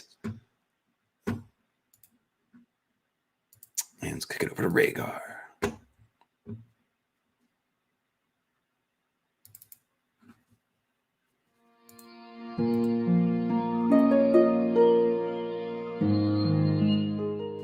Take a look in old books, reading Rhaegar. It's reading Rhaegar. Oh, that's I think we've got something there. Yes. Well, this next selection is from A Game of Thrones. Magister Illyrio murmured a command, and 4 burly slaves hurried forward, bearing between them a great cedar chest bound in bronze. When she opened it, she found piles of the finest velvets and damasks that the free cities could produce. And resting on top, nestled in the soft cloth, 3 huge eggs. Dany gasped. They were the most beautiful things she had ever seen, each different than the others, patterned in such rich colors that at first she thought they were crusted with jewels, and so large that it took both of her hands to hold one. She lifted it delicately, expecting that it would be made of some fine porcelain or delicate enamel, or even blown glass, but it was much heavier than that, as if it were made all of solid stone. The surface of the shell was covered with tiny scales, and as she turned the egg between her fingers, they shimmered like polished metal in the light of the setting sun. One egg was a deep green, with burnished bronze flecks that came and went depending on how Dany looked at it. Another was pale cream, streaked with gold. The last was black as a midnight sea, yet alive with scarlet ripples and swirls. "What are they?" she asked, her voice hushed and full of wonder. "Dragon's eggs from the Shadowlands beyond Ashai," said Magister Illyrio. "The eons have turned them to stone, yet they still burn bright with beauty." "I shall treasure them always." Dany had heard tales of such eggs, but she had never seen one, nor thought to see one. It was a truly magnificent gift, though she knew that Illyrio could afford to be lavish. He had collected a fortune in horses and slaves for his part in selling her to Khal Drogo.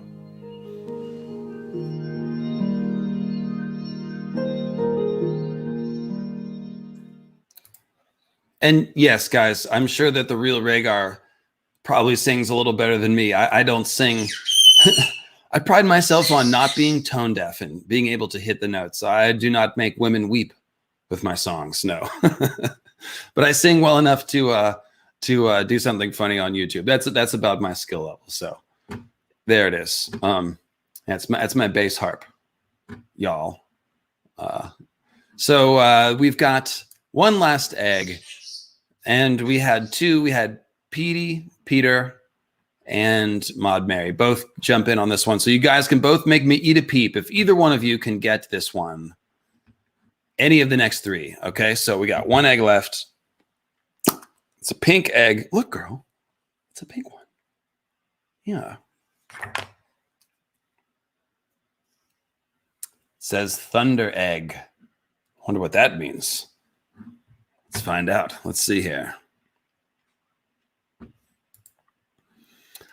What Targaryen prince is Dunk at odds with in the Hedge Knight?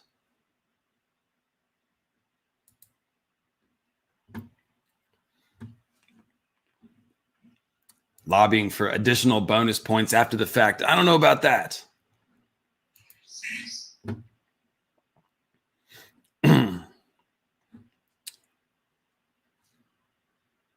Oh, gosh. Did Cheesecloth get it? He sure did. He sure did. Arion is the right answer. Cheesecloth is on it once again. Man. Idash was second. PD was fourth, but you had the wrong answer. Kavason was up there. Isabel was 7th or 8th, but yes, goes to Cheesecloth. Next one. Where is the tourney held? What castle is it's a town or a castle, both sort of the same answer. In the Hedge Knight, where's the tourney? Where does it take place? The whole story. Ashford, that's correct. And it looks like Carl. Yes. Ashford Meadow. Ashford, correct. That one goes to Carl. Third question, final question of the day. Who was the 7th man on Dunk's side? Very important question. Not super, super hard, but very important. Who was the 7th man on Dunk's side?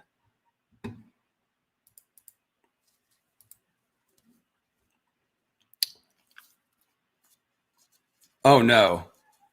Oh, I'm going to have to eat another peep. Oh, shit. Petey. You did it. No, that was too far back. Sorry. Yeah, yes, no, Baylor. That's correct. Baylor is the answer. Baylor Breakspear. This is so bad. I have a cough drop in my mouth too. So this sucks. I'm going to change the palette first. Oh, this is awful. I'll tell you what, I'm going to bite this. I'm not going to make you watch me chew the whole thing. Let me just get this. Petey. Well done, Petey. The whole chat is proud of you. The whole chat is proud of you. This is going to be a eucalyptus flavored peep.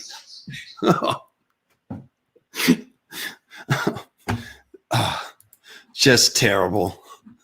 Oh, man. Peeps. Oh, yeah.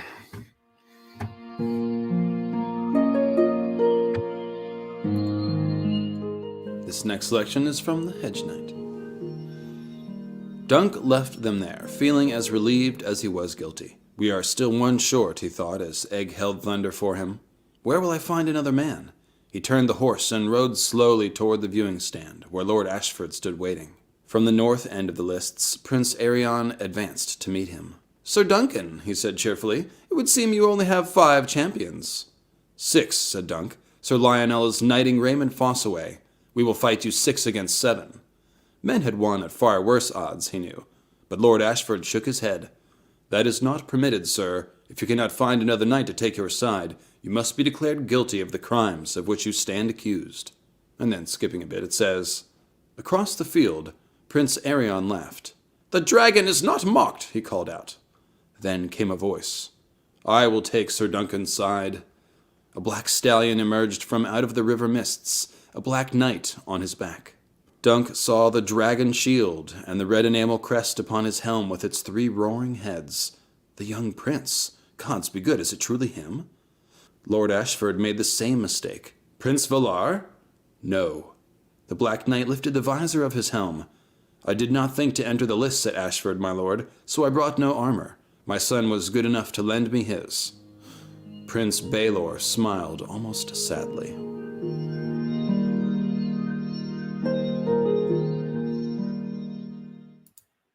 Oh, we closed with a sad one. I was hoping to get the butterbumps last, but yes, it was Baelor Breakspear. Baelor Breakspear. So yeah, I ate 2 peeps, so we're all winners. So was it Cheesecloth? I guess it was Cheesecloth. So congratulations to Cheesecloth. He has both a fast internet connection and an extensive knowledge of A Song of Ice and Fire. Very nice. So yes. Master of Peeps. Peep Cloth. Nice. And of course, so Cheesecloth, since you won, I will share the very cool piece of artwork that I have from you. Cheesecloth, Moon Knights, as a Weirwood artist. Yes, he does. This is actually a really great Weirwood picture. I've used this a few times.